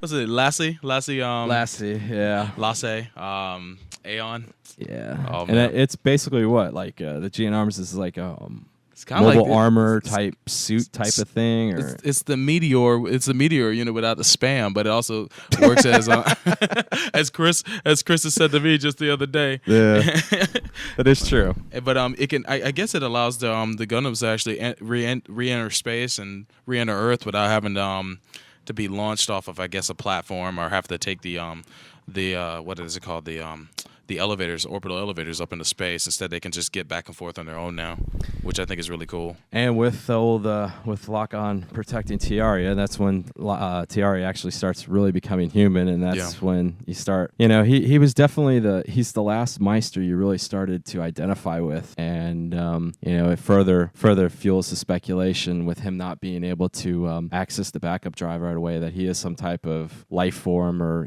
some type of thing fused with Veda. So So the way I look at it is, I think Tierra and Lock-On have been there the longest out of the 4 pilots, and they have probably the best relationship because it seems to me that Lock-On just knows exactly what Tierra is, and he's made allusions to that a lot in the series, and they know each other the best. And I think if anybody has a connection to it is Lock-On.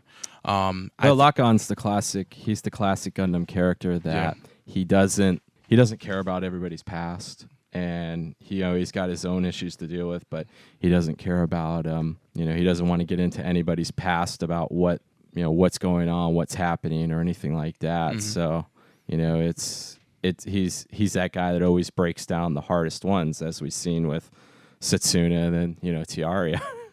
So, but very true. Then the mass-produced GNXs they order a retreat, and then we just get the bold declaration by, I think it was one of the presidents, that the age of the Gundams is over with, and in the meantime, what's his face, Ribbons is almost cleared through all the levels Level of 7. Veda. So, but I guess that would do the conclusion of episode 21. Any thoughts about these last thoughts or anything about these last episodes that we've seen, Solbro?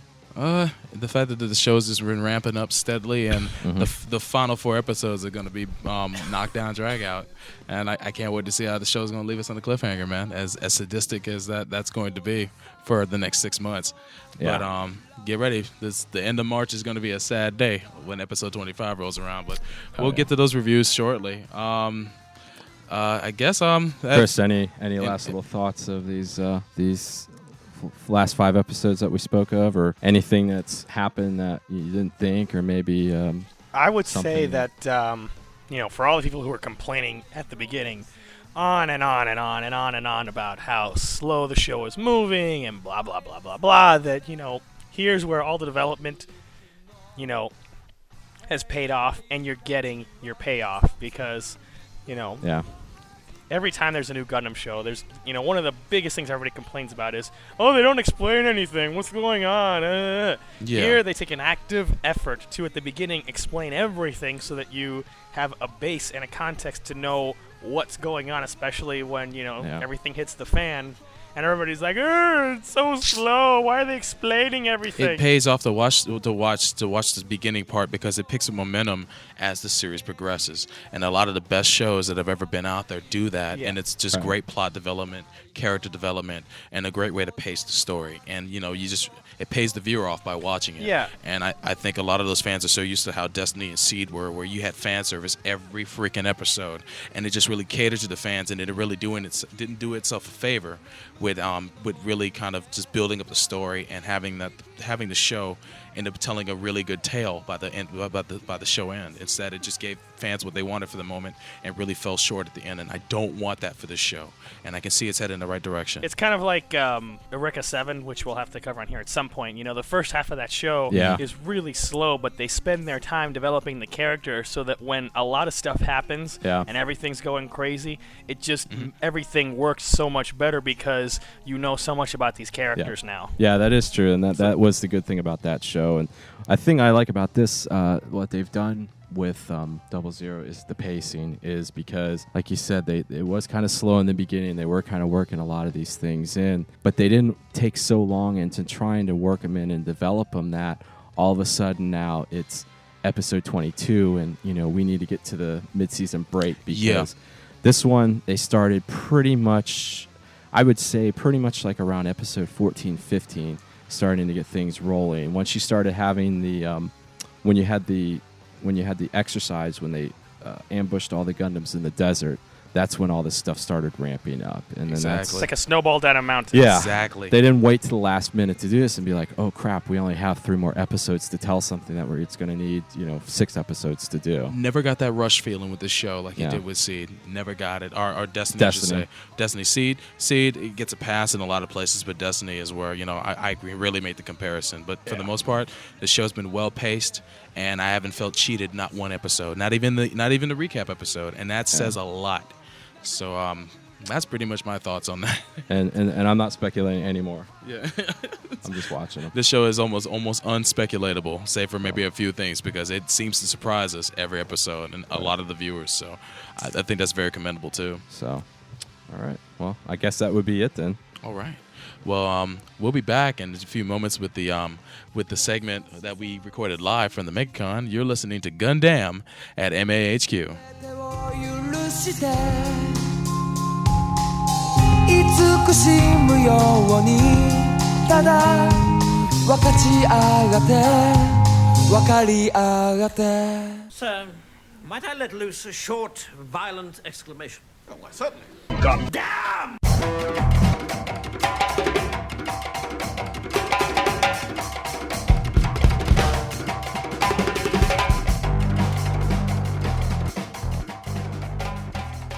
Welcome back, everybody. This is Neo. Going to be introducing the part of our live panel that we had at Megacon 2008 this past March. Due to some unforeseen technical difficulties, the first part of the panel was not recorded. We were dealing mostly about the history of Gundam, but I do know that we were able to get about halfway through that discussion, and we were able to talk about the new show 00. We talked about Gundam Wing and some of our ideas of what maybe Bandai should do to help with the popularity of Gundam in America. But the second half of the panel, we did have a question and answer period, and we had a pretty good turnout, and we had a lot of great questions. So we're going to play that for you guys now, and we'll be back in a little bit. You're listening to Gundam at MAHQ. Bandai seems to be putting out quite the advertising and promotional blitz for this, kind of like they were with Wing. They're putting out all sorts of character figurines. I think they're doing like Lelouch lunchboxes and toys, and they're just going for an all-out blitz with this series, the likes of which we haven't seen from Bandai Entertainment in a long time.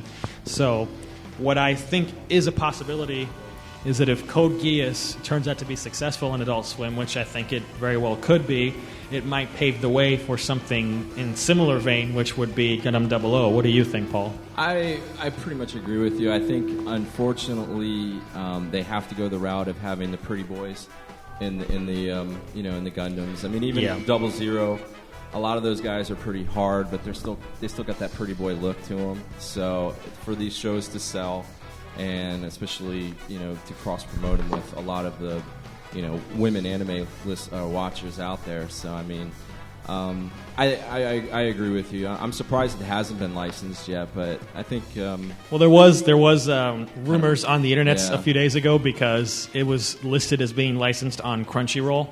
Yeah, but that was brought to attention by a Mr. Edwin, who was in the audience, and the chair of Yasumi-Con.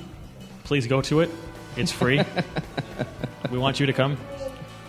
You hear that? Say it again. It's free, as in no money. Of course, it costs money to get to Miami, but that's not our problem. Yeah.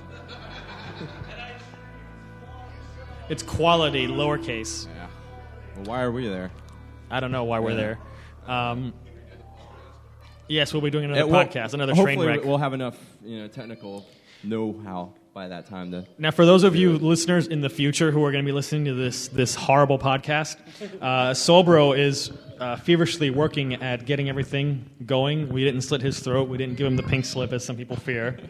Please say something, Solbro, to let them know you're alive. I'm alive. That's good. See, okay, so he's here. We're not dumping him. No, we're not. Contrary to the rumors on the internets.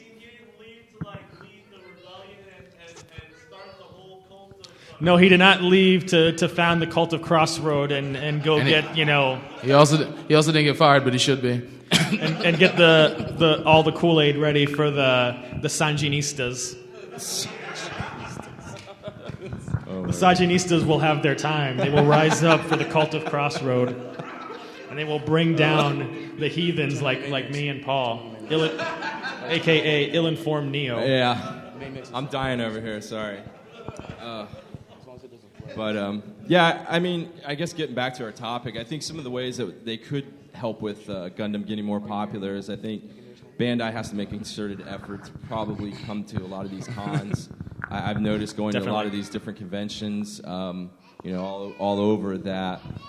A lot of these shows, they build momentum with, you guys, the fans. So as long as you're exposed to it, sometimes that works a lot better than flashy commercials on Cartoon Network or whatever. So if they're even willing to do a flashy commercial, yeah, because they gave virtually no advertising to Gundam Seed back in 2004, and then they shuffled that show off to their and then they Friday 1 a.m. graveyard slot, and they butchered it with disco guns. Yeah. Anybody see those disco guns in Gundam Seed?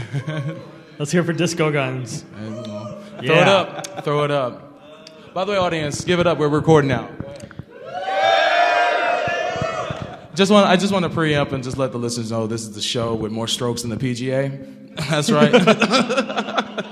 That's right. Gundam at MAHQ, and we had some technical difficulties at the beginning of it. I'm Sober you probably as you well know, and of course we have Chris and Neo, aka Ill-informed Paul. Neo. Ill-informed, yes. The ill-informed. And that's an inside joke on our on the MHQ forums. Anybody here from MAHQ forums, Mecha Talk? Make some noise. Hey. Thanks, Mecha Talk, for coming out and supporting us. Thank you. Thank you very much. We'll be in Las Vegas all week. But I think another aspect of have the fish. the promotion of Gundam is, obviously all of the merchandise. Back in the day when it came out, you had all of these action figures and you had like Gundam Wing boxers and all this stuff. And part of the whole thing was that Cartoon Network had a revenue sharing deal. And by 2004, Bandai had given up the release of merchandise. Yeah. So that killed a lot of Cartoon Network's incentive to air these shows and give them a favorable time slot. Another thing is now pretty much the only other merchandise we get aside from the anime is games. Unfortunately, Bandai chooses to bring out a lot of the crappy games here to further the stereotype of bad anime games, especially bad anime games by Bandai. And they don't bring out the good ones. If you look back in 2006, when the PS3 launched, we had the abysmal Gundam Crossfire. Oh, yeah. If anybody played that train wreck of a game, it was just horrible. And you had these mobile suits that they looked kind of nice as long as they stood still. And then when they started moving, the frame rate just went to hell. And they moved so slow and clunky, and the combat was horrible, and the camera just kind of was on crack. Like a cheap whore. It just went all over the place, and you couldn't control it. It was just a god-awful game. Yeah. God-awful game. And then last year you had Gundam Dynasty Warriors, which is fun. It's a fun game, but it's Dynasty Warriors. It's still Dynasty Warriors, so how many thousands of billions of mobile suits can you hack and slash until it gets kind of old? Yeah. I would like to thank Koei for putting out a good Gundam game on the next-gen systems. Thank you. Thank you very much. But it's a pretty good game. Unfortunately, some of the other Gundam games don't come to my hair, like, say, Giren's Greed, which we have promoted heavily on the podcast. Isn't that right, Neo? Yeah. We usually do news during our podcast, and I borrow a lot of my news from one site, but I'm going to diverse after that. But it seemed there was a lot about this game on the PSP. And what's it called? Giren's Greed, the Menace of Axis. Bandai, we are taking credit for single-handedly driving the sales of that game through the roof. So we're going to take all the credit for but that. It looks pretty good. There was a lot of screenshots on there, and what's good, especially with the handheld systems, is you can play the Japanese imports. Yeah. So if you want to check it out, definitely look at that. But none of those games are here. So Namco Bandai Neo is expecting a commission. No, I'm expecting as many times as he's mentioned it on the show. Yeah. we'll give Bandai the address where they can send all those commission checks. Yes, all right. Exactly. PayPal. My Swiss account. It's getting to be halfway through the intended show, so I think we should do some thank yous for this panel and then move on to our question and answer and prize giveaway. The prizes for the panel are brought to you by nutsforanimefigures.com, Namco Bandai, who I just mentioned, of course, our friends at Florida Oriental Trading, and of course Anime Sushi for making this all possible. Thank you guys. We really do appreciate it for our first podcast ever live. So Sobro, any comments about where you think the future of Gundam in America is going before we close it off? Well, I mean, there's a chance for it to be to spring back to life. I mean, it hit its peak in the late '90s with Gundam Wing. It kind of died down when the other Gundam series showed up during early 2000s, Mobile Suit, 8th MS Team, and then of course G Gundam. I think with G Gundam it kind of spiked a little bit, or may have plateaued a little bit. I guess I don't know, but I wasn't watching Cartoon Network at the time that was on. But after that, Seed aired and tanked. and it was edited horribly, disco guns, and as Chris aforementioned earlier. But after that, we now stand at a crossroads. Not to bring up Saji Crossroads, but oh, you were just waiting for that, weren't you? Shameless Admit Saji it. plug. That's right. But he stays up every night thinking these things up. Yeah, King Arthur. Wart, right now. He'll become King Arthur later. Don't worry. Oh. He'll pick up Excalibur. That's what it's going to be called. God. Right Anyway, now, continue. Right now, he's Peter Parker delivering pizzas, so we'll give him some time. But he's right now with Double Zero. For those who aren't watching it right now, there's Mobile Suit Gundam 00, Mobile Suit Gundam 00, and we got the dude in the back who's watching it. All right. Some more dudes everywhere. Some Make sure you buy it if they do bring it out. Yes, here. please, All by right. all means. If you're watching it online like the rest of us, when it comes out and you're digging it, please pick it up. Yeah. That goes for any other Gundam series. that And are since out it here in hasn't been America. picked up, email Bandai Entertainment politely and without, lulls and lolcats and internet speak and say, please bring out Gundam 00 in America. Please, pretty please. It's a great show, especially coming from after bouncing from Destiny, which we have mixed feelings about. But Let's not talk about Destiny. Yeah, let's not bring down the mood. But I still bought it. Sucker. And Neo is steadily buying it, so it's like there you go. Even so, he has to collect it. I need that last defective disc that comes. You need to, because how is he going to get your PhD in Gundam, man? Yeah, message to Bandai, do some stuff with your quality control. Yeah, exactly. But So at this point, I've got no more comments on that. Any closing comments, Paul? just a raise of hand. How many people have seen Gundam? In any way, shape, or form. How many people like it? Okay, that's good. All those. Otherwise, they wouldn't. Otherwise, they wouldn't be here. No. But I'm saying, people in conventions like this, people like to, experience different things. But all those people that didn't watch it, give it a chance, take a look at it, and then, because there's different varieties of it, and there's a lot of different shows. So there's, we would definitely say, check everything out. Not saying that you have to like the original show. Yeah, I was just gonna. I think that's what some of the Gundam Nazis sometimes.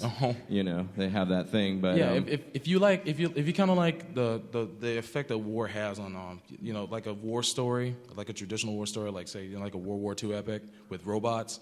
The original Mobile Suit Gundam, kind of fits that genre with a little bit of like Vietnam and the original Gundam series.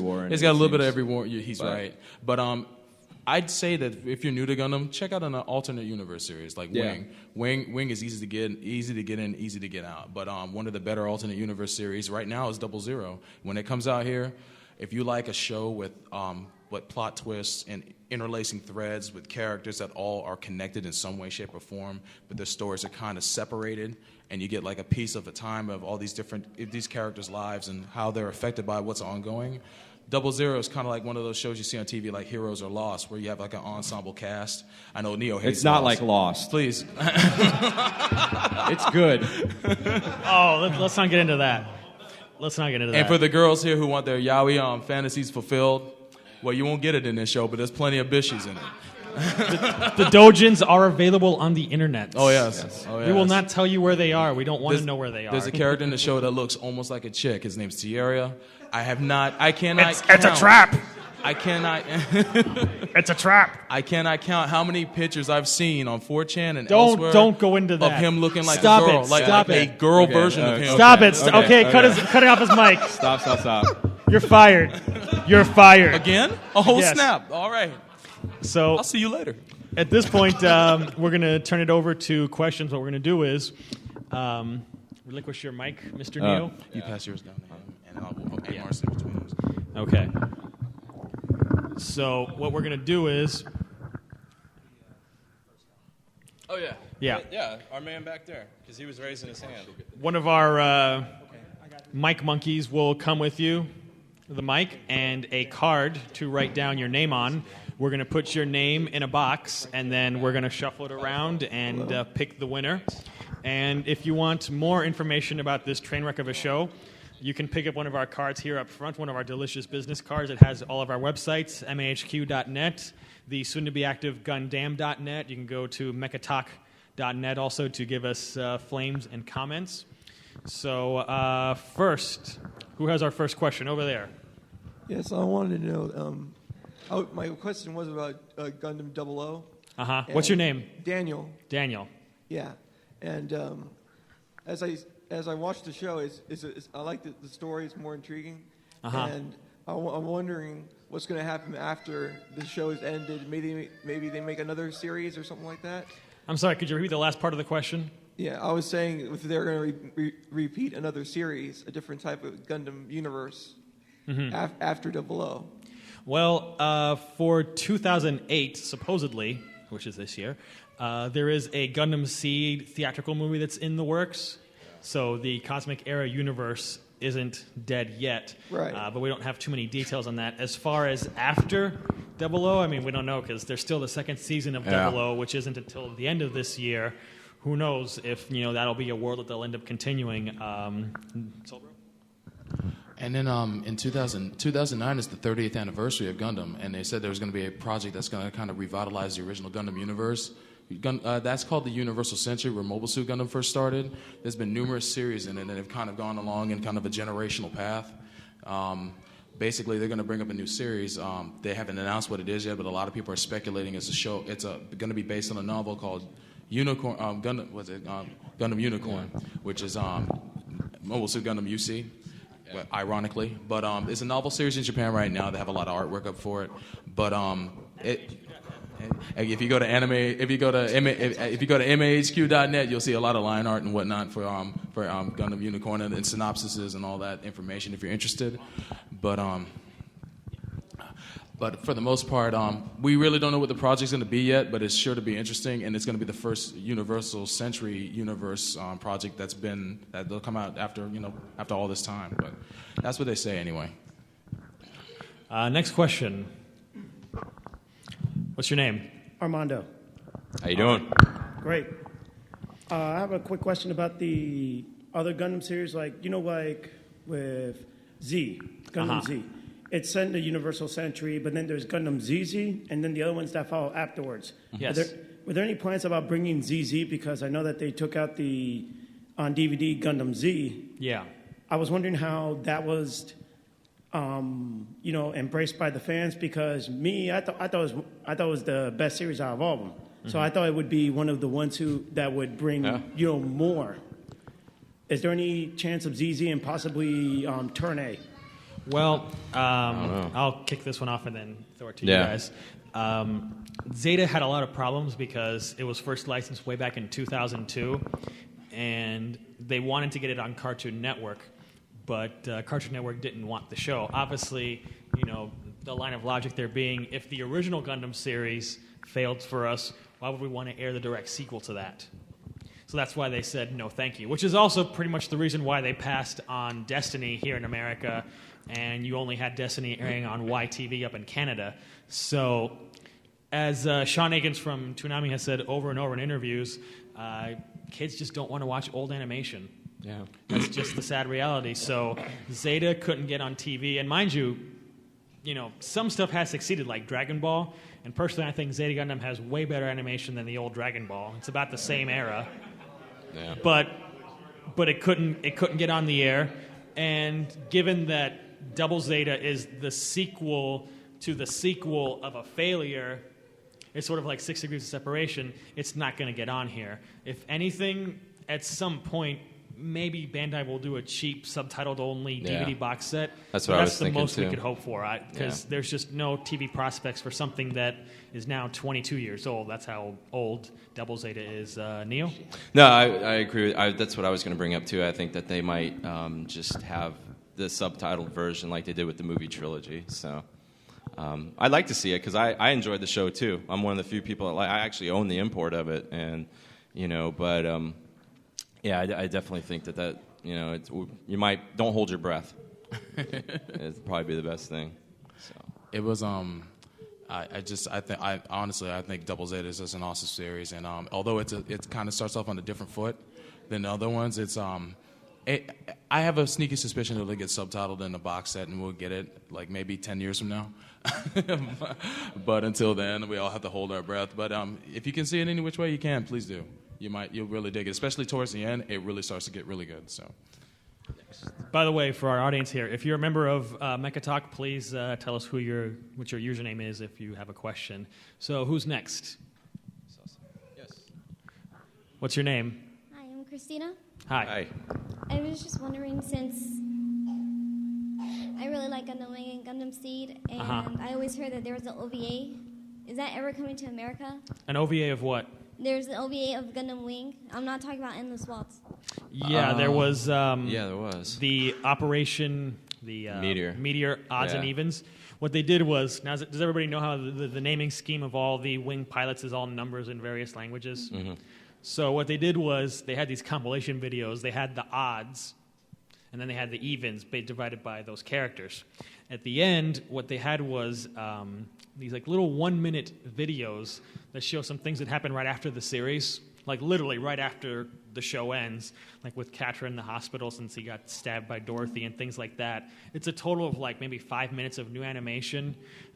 It's on the remastered Japanese DVD set. They included all of Operation Meteor Odds and Evens. It's never been released in America, and at this point it never will be. Yeah, and there's in Gundam Seed you were asking too. There's the one that's like immediately after the show. Yeah, the 5-minute epilogue. 5-minute one. Yeah, that was never released here. It was released in Europe. And then they had the model shorts for Red Frame and Blue Frame, and then and Stargazer dealing with the Destiny. Is there any way to find the Gundam Wing OVA online or any place? It's not well, in America I think on YouTube you might find some like VHS rib clips of odds and evens. The only other way is to import the HD remastered Wing box set. Yeah, I mean you'd have to look around. It's hard. Honestly, though, Odds and Evens is just a recap. Most of it is just a recap. There's nothing new there. They take the story arcs for those individual characters and kind of sum them up together in just like one big compilation. I mean, there's a kind of a narrative going at the same time. Is there any new footage in there as well? Yeah, at the end, there's like these little like brief 1-minute things of all the characters after the show ends, but that's all there is. There's the manga though. There's a lot of manga that's available here that they brought over here for a lot of the prequels. Yeah, Episode 0, Blind Target, Battlefield of Pacifists, Ground Zero, all of those, some of those are pretty good, but that's about all there is left for Wing. Next question. Thank you. Thank you.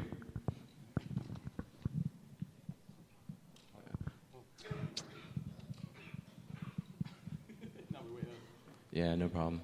We hope to have 2 mics for the audience, 1 for each side, so thank you for your patience.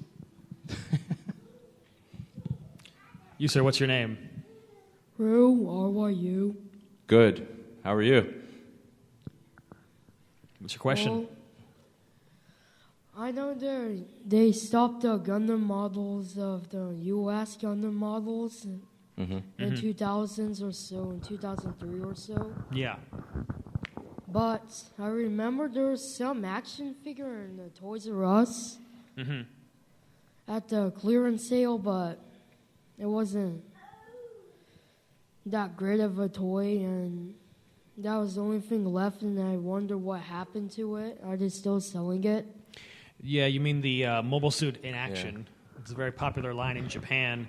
They were producing those here until the end. They stopped in 2004 when Seed came out. They had a very limited line of Seed MSIA. There was Strike, there was Duel, there was Buster, Red Frame and Blue Frame. You had the various packs of Strike, and that was about it. You can still find, even here at Megacon, super clearance SD Gundam Force toys. Yeah. You still see that in stores occasionally. Yeah. Pretty much that's all that's left. You might even find sometimes in like a clearance store like a bazillion different G Gundam action figures because they put out an action figure for every damn Gundam that was in that show. Pretty much what you have to do now is if you want to get those kind of figures, you have to go to like comic or anime stores or order them online from like Hobbyland Japan or places like that. Or I'm sure even some of the dealers in the dealer room have them. So yeah, you can find Gundam models still almost anywhere. Online is the best place to go. I think that it's just you can get them for really cheap online nowadays, especially anything that's not master grade. You get it for in between 20 to 30, and and enjoy building it, I guess. But I just got into building models myself, and I think it's really fun. So as much as a nerd as I am, I would think it would be fun. But anyway, I have a question. I guess for later on, after people have asked questions. Anybody who's watching the show, watching 00 right now, I want to know what opinions you might have on the show also. Because this week we were actually supposed to review 00, and we're doing it next time instead. Next time. So I just want to know what your opinions are. We'll do that towards the end, though. There's some questions over here. Yeah, there's a lot out of there. Over here in the middle? Yeah. Someone was first over here. Honor system, please. Yeah. Okay. Okay. Hi, what's your name? Rebecca. I was just wondering, you said Gundam has been around for about 30 years. So is this like the longest running anime like ever, or? No, actually in Japan there's a show called Saze-san. It's like a slice of life family comedy. It started in 1969 and has been airing pretty much nonstop ever since then. Wow. It's actually still one of the top rated programs in Japan. It's constantly in the top 10 of ratings, even above shonen shows like One Piece or stuff like that, and it's just been around literally since 1969. So as far as a franchise goes, Gundam is probably one of the longest running ones. It still has new entries, but in terms of longevity, it would have to be Saze-san. Cool. Next. And we got some folks there. He's coming by. You know how they made the mini version of all Gundams in the series? The models? What's your name? Robert. Robert. Where's the best place to buy those? Because I've looked on eBay and everything, and it's hard to find. What is it that you're looking for? The mini versions of the Gundam models that they made. Oh, the SD Gundam model kits? Yeah. Personally, a lot of people, and I use it also, HobbyLink Japan. Yeah. They have some of the best prices, and they have a really extensive selection. So, by the way, I'm not shilling for them, but they're just good. Are you local? Are you from HobbyLink Orlando? Japan, send your checks to me. Thank you. Are you from Orlando? Oh, okay. I was gonna say there's like Miami. one or two places here locally that would probably have them, but we're not gonna give them shameless plugs, but because they're not a sponsor. Just kidding. But next question. Hey, what's up? My name's Leaf. Hey, what's up? And I'm just wondering, do you believe to appeal to the younger audiences of America now for Gundam, they may have to dumb it down or make it more action-y? That's a good question. Yeah, I think they have. If you look at like Gundam Wing and Gundam Seed, and like we were saying, even with the new show in Japan right now, 00, they go to the more aesthetically pleasing characters. Everybody in there's a good-looking character. There's a little bit more flash than the original shows. They may have to compete with things, but actually, I mean, besides certain shows, I don't think there's a lot of shows that are popular in the U.S. that are really dumbed down, even the American versions. So, I don't know, Chris. Personally, I think part of the problem is that Bandai's trying to market the show to the wrong audience. Yeah. They're trying to market a show that's meant for teens and tweens down to 8-year-olds. And then they tried to, dumb it down, no offense to the fan out there, with SD Gundam Force, made it a very, kiddie-oriented show, and that still failed. The show got good ratings at first, but the merchandise failed, and nobody bought it. That's why you still see it in every clearance place everywhere in this country. So I don't think it needs to be dumbed down. I think it just needs to be marketed to the right audience, of teens and that area. Solbro? Yeah, I guess it didn't take off all too well. I think they aimed it at the wrong audience. I think a better example of the SD Gundam is the original shorts from back in the day, because they were funny. They were funny to everybody, and they had models based on that. In Japan, you can still find them. You can go online and find them still. They just probably don't make as much as they used to, because they haven't done anything new that's been marketable since. With any luck, there'll be something based on 00 and some SD models of that, but they're having a hard time getting out the ones they've been putting out lately. So, yeah, cool. Let's get some questions on this side. Let's get some more questions on this side over here. These people have been handing their hands up over here too. Don't want to ignore them. What's your name? Michael. Hey. Okay, out of all the Gundams, do you think Wing Zero was a little overrated or a little too powerful due to the fact he had the Zero system? That's kind of a what if thing, but I know it is the most popular, and if you think about overrated, it might be, because that's the one Gundam I think everybody identifies Mobile Suit Gundam with. In terms of like the actual show, yeah, it probably was. But it was the lead character's suit, and the lead character always seems to have, the most powerful suit and, the best luck in town, so. At the time, I thought it was kind of overrated, with the twin buster rifle and just destroying things by flying by them. But ever since then, I think the mantle for that's been taken up by the Strike Freedom. Yes. With its spam system. Yeah. Just press one button, the aimbot, just press one button and everything blows up and pretty colors. So definitely most overrated suit is Strike Freedom. If anybody likes Strike Freedom, sorry, it sucks. The original Freedom... The original Freedom was a nice suit, even if it was kind of spammy. But Strike Freedom is just ugly bastard. Sorry.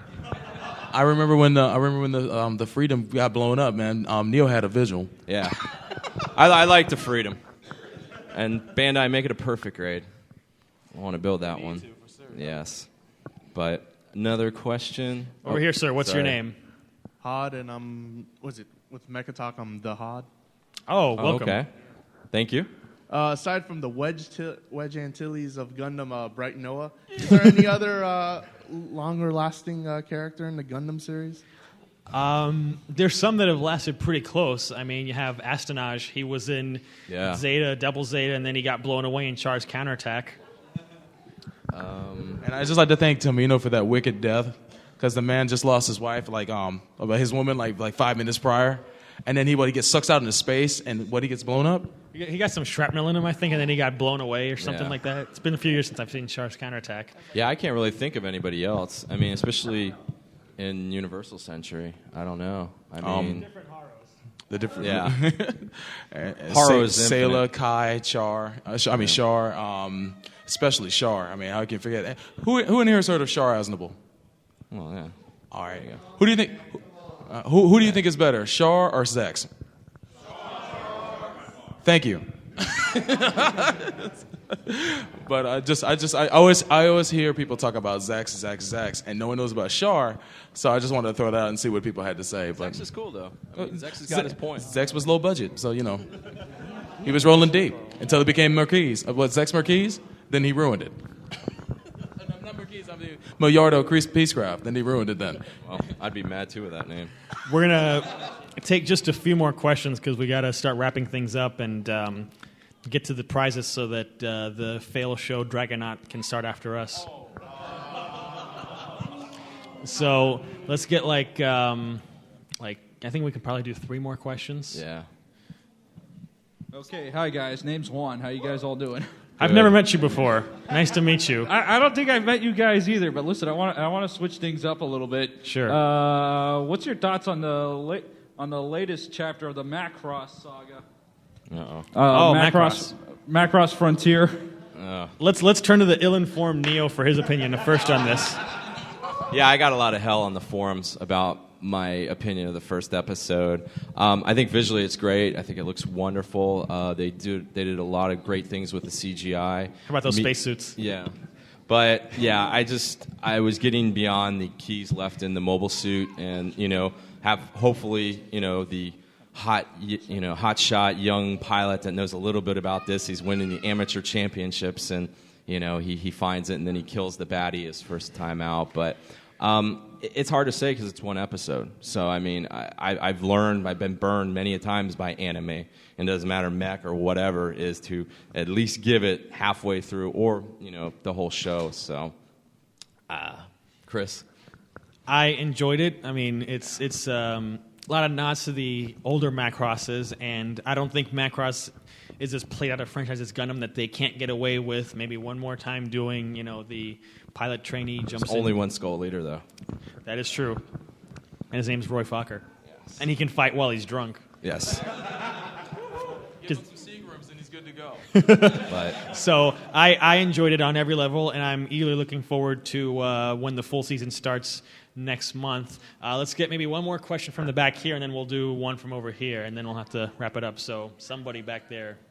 And if any other questions that you have, we got our cards here. If you go to the MAHQ Mecha Talk forum, we have a part where we have an area where we have listener suggestions and listener questions. So if we couldn't get to you today, and we apologize for that, definitely get in and join the forum. And then, all of us are on those forums pretty much every day. We'll also hang around outside for a few minutes if you have any. And a lot of the guys that are probably from on the forum here will let you know. We will respond to you. So, sorry about that. We're just in a time constraint. So who's up next? What's your name? Noelle. I'm a huge Gundam Wing fan, and I was wondering, where can you find the Gundam Wing book, Battle of the Pacifists? Because I've been looking all over for it. Oh, that's a good question. Oh, that's out of print now. Surprisingly, you can still find a lot of stuff, like that Amazon lists out of print on BarnesandNoble.com. They have a lot of stuff usually that Amazon doesn't carry anymore. You could try also like the Amazon, used items. The booksellers who sell there, eBay. You might be able to find it every once in a while in an old comic shop, but you're not going to find it in stores because it's pretty old now. And going to cons, I'm sure you might be able to find it too, because sometimes you find a diamond in a rough. Yeah, Amazon or eBay probably right now. If there's a demand for it, though, they may do a second printing. But you know what? I'm not going to hold my breath. You, sir. Last question of the day. What's your name? I'm Andrew. Okay. And Andrew Wiggin? Andrew Wiggin? McGee. Okay. All right. At the end of Char's counterattack, Uh-huh. did Char and Amuro die? No, just kidding. Okay. I've gotten that question a million times. I was in the expecting you mailbag. to come off the stage and kill me, actually. But no, what's your take on in 00 Evil Haro? That Evil Haro makes me laugh. Is a pervert and a bastard. But he's awesome. He's awesome. He's first of all, he's like 80 years old. He's floating around in Jupiter in this smashed up ship, and now he's like inciting knife fights and checking out girls, and he's beating up his younger Haro brother. So he's a magnificent bastard. And when he gets some 80 proof Haviline in him, you don't know what he's gonna do. But he makes a great kickball. So by all means, they have a nice twist. They have a nice twist though in that show of making the Haros useful for once instead of just getting in the way and tripping you. Like in Destiny. Yeah, and I thought that was pretty interesting. They dock with those little pods and they actually perform maintenance on the Gundams. Not since Victory Gundam has the Haro been so useful. Oh yeah, that one. Because in that show, that Haro knew martial arts. Yeah. And terrorize that poor dog. Here comes our Major Kusanagi-tin. So thank you everybody for your questions. We're gonna do the prize giveaway now, courtesy of Major Kusanagi and the Laughing Man. Somebody get our. Where's our prizes at? Oh, I don't know. They're vaporware. They don't exist. Yeah. The cake is a lie. Yeah. I know where they are. Okay. Yeah. If your name is called out, please come up to the stage at the end of the show, and we'll be sure to get to you. So for the first prize, for the Pac-Man shirt, Robert. Robert, stand up. All right, you're back there. Stick around.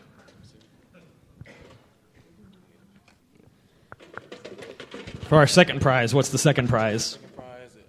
The second prize is going to be the next 5 names we pull out are going to be for the Xenosaga figures. All right. Next 5, wow. First Xenosaga figure goes to Michael. Michael, where are you? All right. All right. Come to the stage later. Here you go, Sobro. Okay. Xenosaga prize number 2 goes to Juan. All right. Xenosaga. You didn't stuff the ballot box on that one, did you? Xenosaga prize number 3 goes to Christina. Christina, where are you at? All right. Xenosaga number 4 will go to Rebecca. Where are you, Rebecca? All right. And last but not least on the Xenosaga goes to Andrew. What's our next prize, Solbro? Do we have did you bring them? The gift certificates? Oh, yeah. Gift certificates. We have 4 $10 gift certificates. Four to $10 gift certificates. Florida Oriental Trader. They have a booth downstairs, and if you're local, they're also on Mills by downtown. Yeah, Mills and 50, in the Asian part of town there. So they're in row 800 if you want to give them a visit. Yeah. First of those coupons goes to Robert, a.k.a. Mecha Talk Name Arbiter. All right, so congratulations. Next prize for another one of those certificates goes to Daniel. All right. Third one of these goes to the Hod. And last but not least, actually last, definitely, goes to Ro. Ro? What does it say? Rao? Ro? The gentleman in the Naruto costume. Ah, okay. That does it for prizes, I believe? Yeah. Yes. We are tapped out. Yes. Next we'll be giving away Sober Ryu for a year of servitude. No, I'm playing.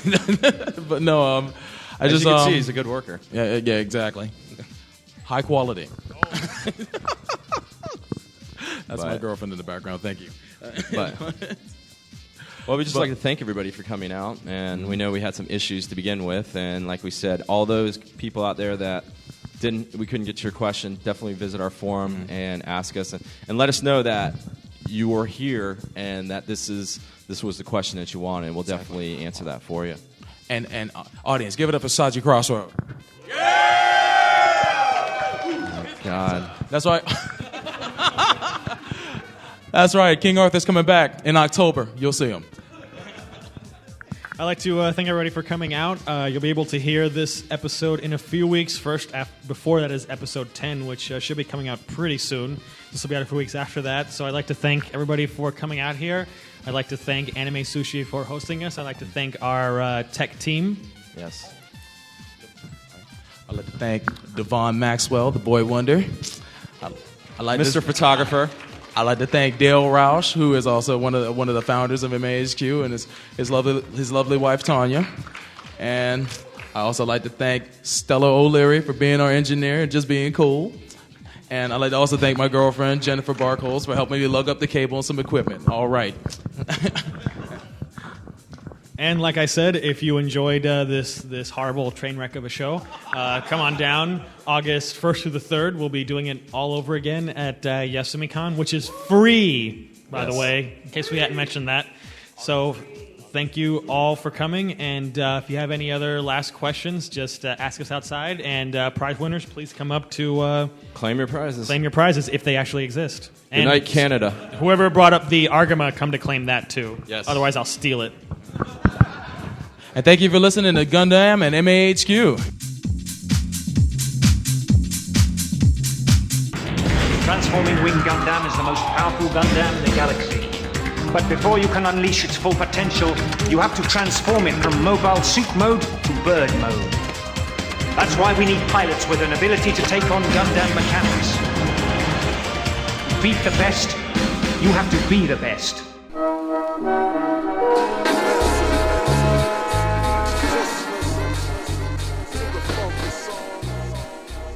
Welcome back to the show that's making people jump more than Shonen or Gordon. That's right, it's Gundam. Gordon. At MAHQ. That's a WKRP reference. I'm sorry. Oh, man. I'm sorry. Maytag Man.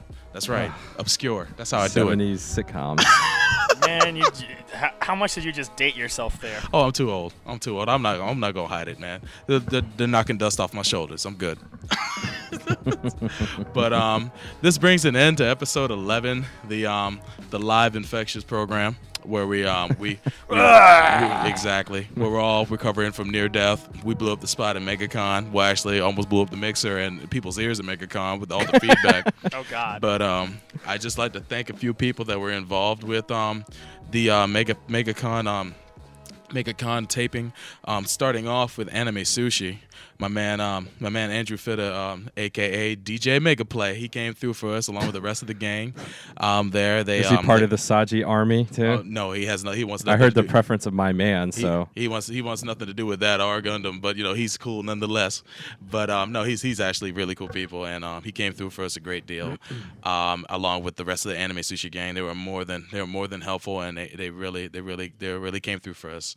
Some of the sponsors for the contests were nutsforanimefigures.com, and they provided the Xenosaga figurines that some of our people got, along with the Dangaio figure that we forgot to give away until after the live show. Well, it did get given away. Also, one of the sponsors that I also forgot to give the prize away during the show was Shonen Jump. And I'd like to thank Shonen Jump, a great big deal, for giving us a prize pack also that we also gave away.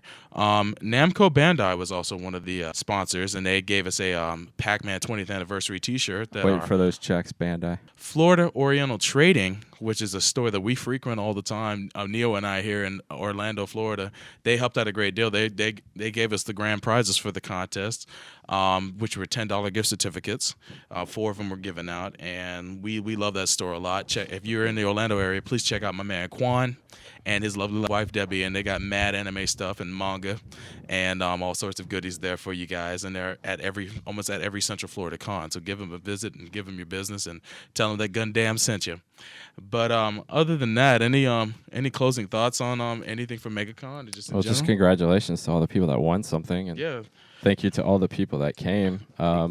It was actually really nice to see the turnout, and the other thing that was really great about it too is the range of ages that we had there. I thought that was probably most impressive thing that I saw was that we had young and older there. So we had young and old, men and women. Man, it was amazing. So it was definitely good, and sorry for all the people that we couldn't get questions, get their questions for, but we ran out of time, and unfortunately, we don't have the ability to stretch the time limits at those things. Yeah, so. true. But don't worry, we'll get more. People will be throwing time at us. I can't wait. Just real quick, I would like to name off the people who were involved in the panel that did ask questions, starting with the ones that just asked questions but didn't win anything. Armando, Leaf, and Noel and Robert were the people that were involved. Actually, those are the first 3 people. Robert actually won the Pac-Man T-shirt. Christina, Rebecca won. Andrew M. and Michael happened to win the Xenosaga figures, and actually, I believe Michael also won the figure for the Dangaio, and the last 4 winners for the gift certificates for Florida Oriental Trading were Daniel Peterson, Rao, Hodimus Prime, and Robert, who AKA the Arbiter from MAHQ. They all won the $10 gift certificates for FOT. But Chris, I'm sorry, I keep rambling on. Anything you'd like to add? I'd like to thank everybody who Mecha Talk forums like Arbiter and the HOD, and big thanks to the HOD for that Argama model. Yeah. Thank you. That he gave to us. It's very nice. Split it with you guys somehow, but not literally split like King Solomon split, but then we just end the rest of the day. So as a consequence, it's sitting on my bookshelf right now. Oh, well, okay. The next model goes to Neo. Okay. And if someone gives us a perfect grade, it goes to me. That's right. All right. Shameless plug. That's the way it should be. So speaking of shameless plug, I have another announcement from the MAHQ shameless plugging department. Right on. If you live in Florida and you enjoyed that wonderful disaster of a show that we had last week, we will, of course, be doing it all over again August 1st through the 3rd at YasumiCon in Miami. Exactly. Which is a free convention, as in no money, at Florida International University's University Park campus. So we will have a panel there. It'll be a nice panel, probably on a Saturday, and likely an hour and a half long. So it'll be nice. Heck yes. Nice and long. So we'll be doing the same old again, but just in a different location. Mm-hmm. Still in the Wang of the United States. Right on. I got to think of a game show that we can do that we can actually implement the prizes a little bit better, but we'll figure something out. But also, I forgot to mention, I'd like to also thank Arias from the board too, because of the just so you guys know, daylight savings was on that Sunday that we did the recording, so some people actually showed up at noon thinking it was 11. happen. So I really want to apologize to them about the time shift. And Arius was one of those who actually got there at the last 10 It's minutes not your of the fault. segment. It's the international timekeeping people. It is. And Actually, it's the United States' fault. And Yeah. George Bush, but whatever. Well, we'll just blame him. We'll just have to move the cons to Arizona. There you go. They Problem solved. They don't observe daylight savings time. There you go. So, but that's all out of me. But anything else to add, you guys? No, just glad to hear all the great comments on the boards about all the episodes, and just keep them coming and keep participating on the forums. And like we said before, keep the submissions coming, the idea submissions. We're slowly trying to integrate everything. Exactly. So emphasis on slowly. Yeah, well, I mean, we're trying not to. We're doing best we can. We only do 2 episodes a month, so yeah, there's only so much we can do. Yeah. That's true. So. I would like to add that next episode we will be talking about Code Geass. We'll be getting into the first season. Uh-oh, and he's we'll be set the bar then. Yeah, that's oh right. man, we got to do it now, which means Adam, it's your homework. You Yeah, watch the show by then. you have to lock yourself in a box. I've got to You cram. need to learn why Pizza Hut sponsors the revolution. Oh, Yes. Pizza Hut, man! Oh, Why it is the choice of all revolutionaries. I will rock the meat lovers as I finish it. Yes. But with that said, You do get hungry for Pizza Hut watching that show. Oh man, has some breadsticks and whatnot. Nice. I'm getting hungry for Pizza Hut right now. So. Man, I think I might just place an order. Yeah, I but hear ya. thank you guys for listening, and thank you so much for supporting us and coming out to the Megacon appearance. And hopefully we'll see you at YosumiCon. Yes. And I thank you very much for listening to Gundam at MAHQ. Good night, Canada. And that's a wrap. Good job, boys. Good job.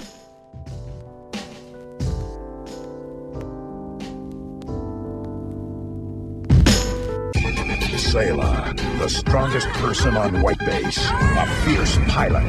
But where do her loyalties lie? Mobile Suit Gundam at MAHQ is a Shinjuku station and MAHQ production. I'd like to thank you at home, of course. And I'd like to give a special shout out to my baby mama Tamika and our twin daughters Faith and Abstinence. Daddy's coming home, babies. Daddy's coming home. Man, I'm not gonna cry. I'm not gonna cry. Good night, everybody. Good night.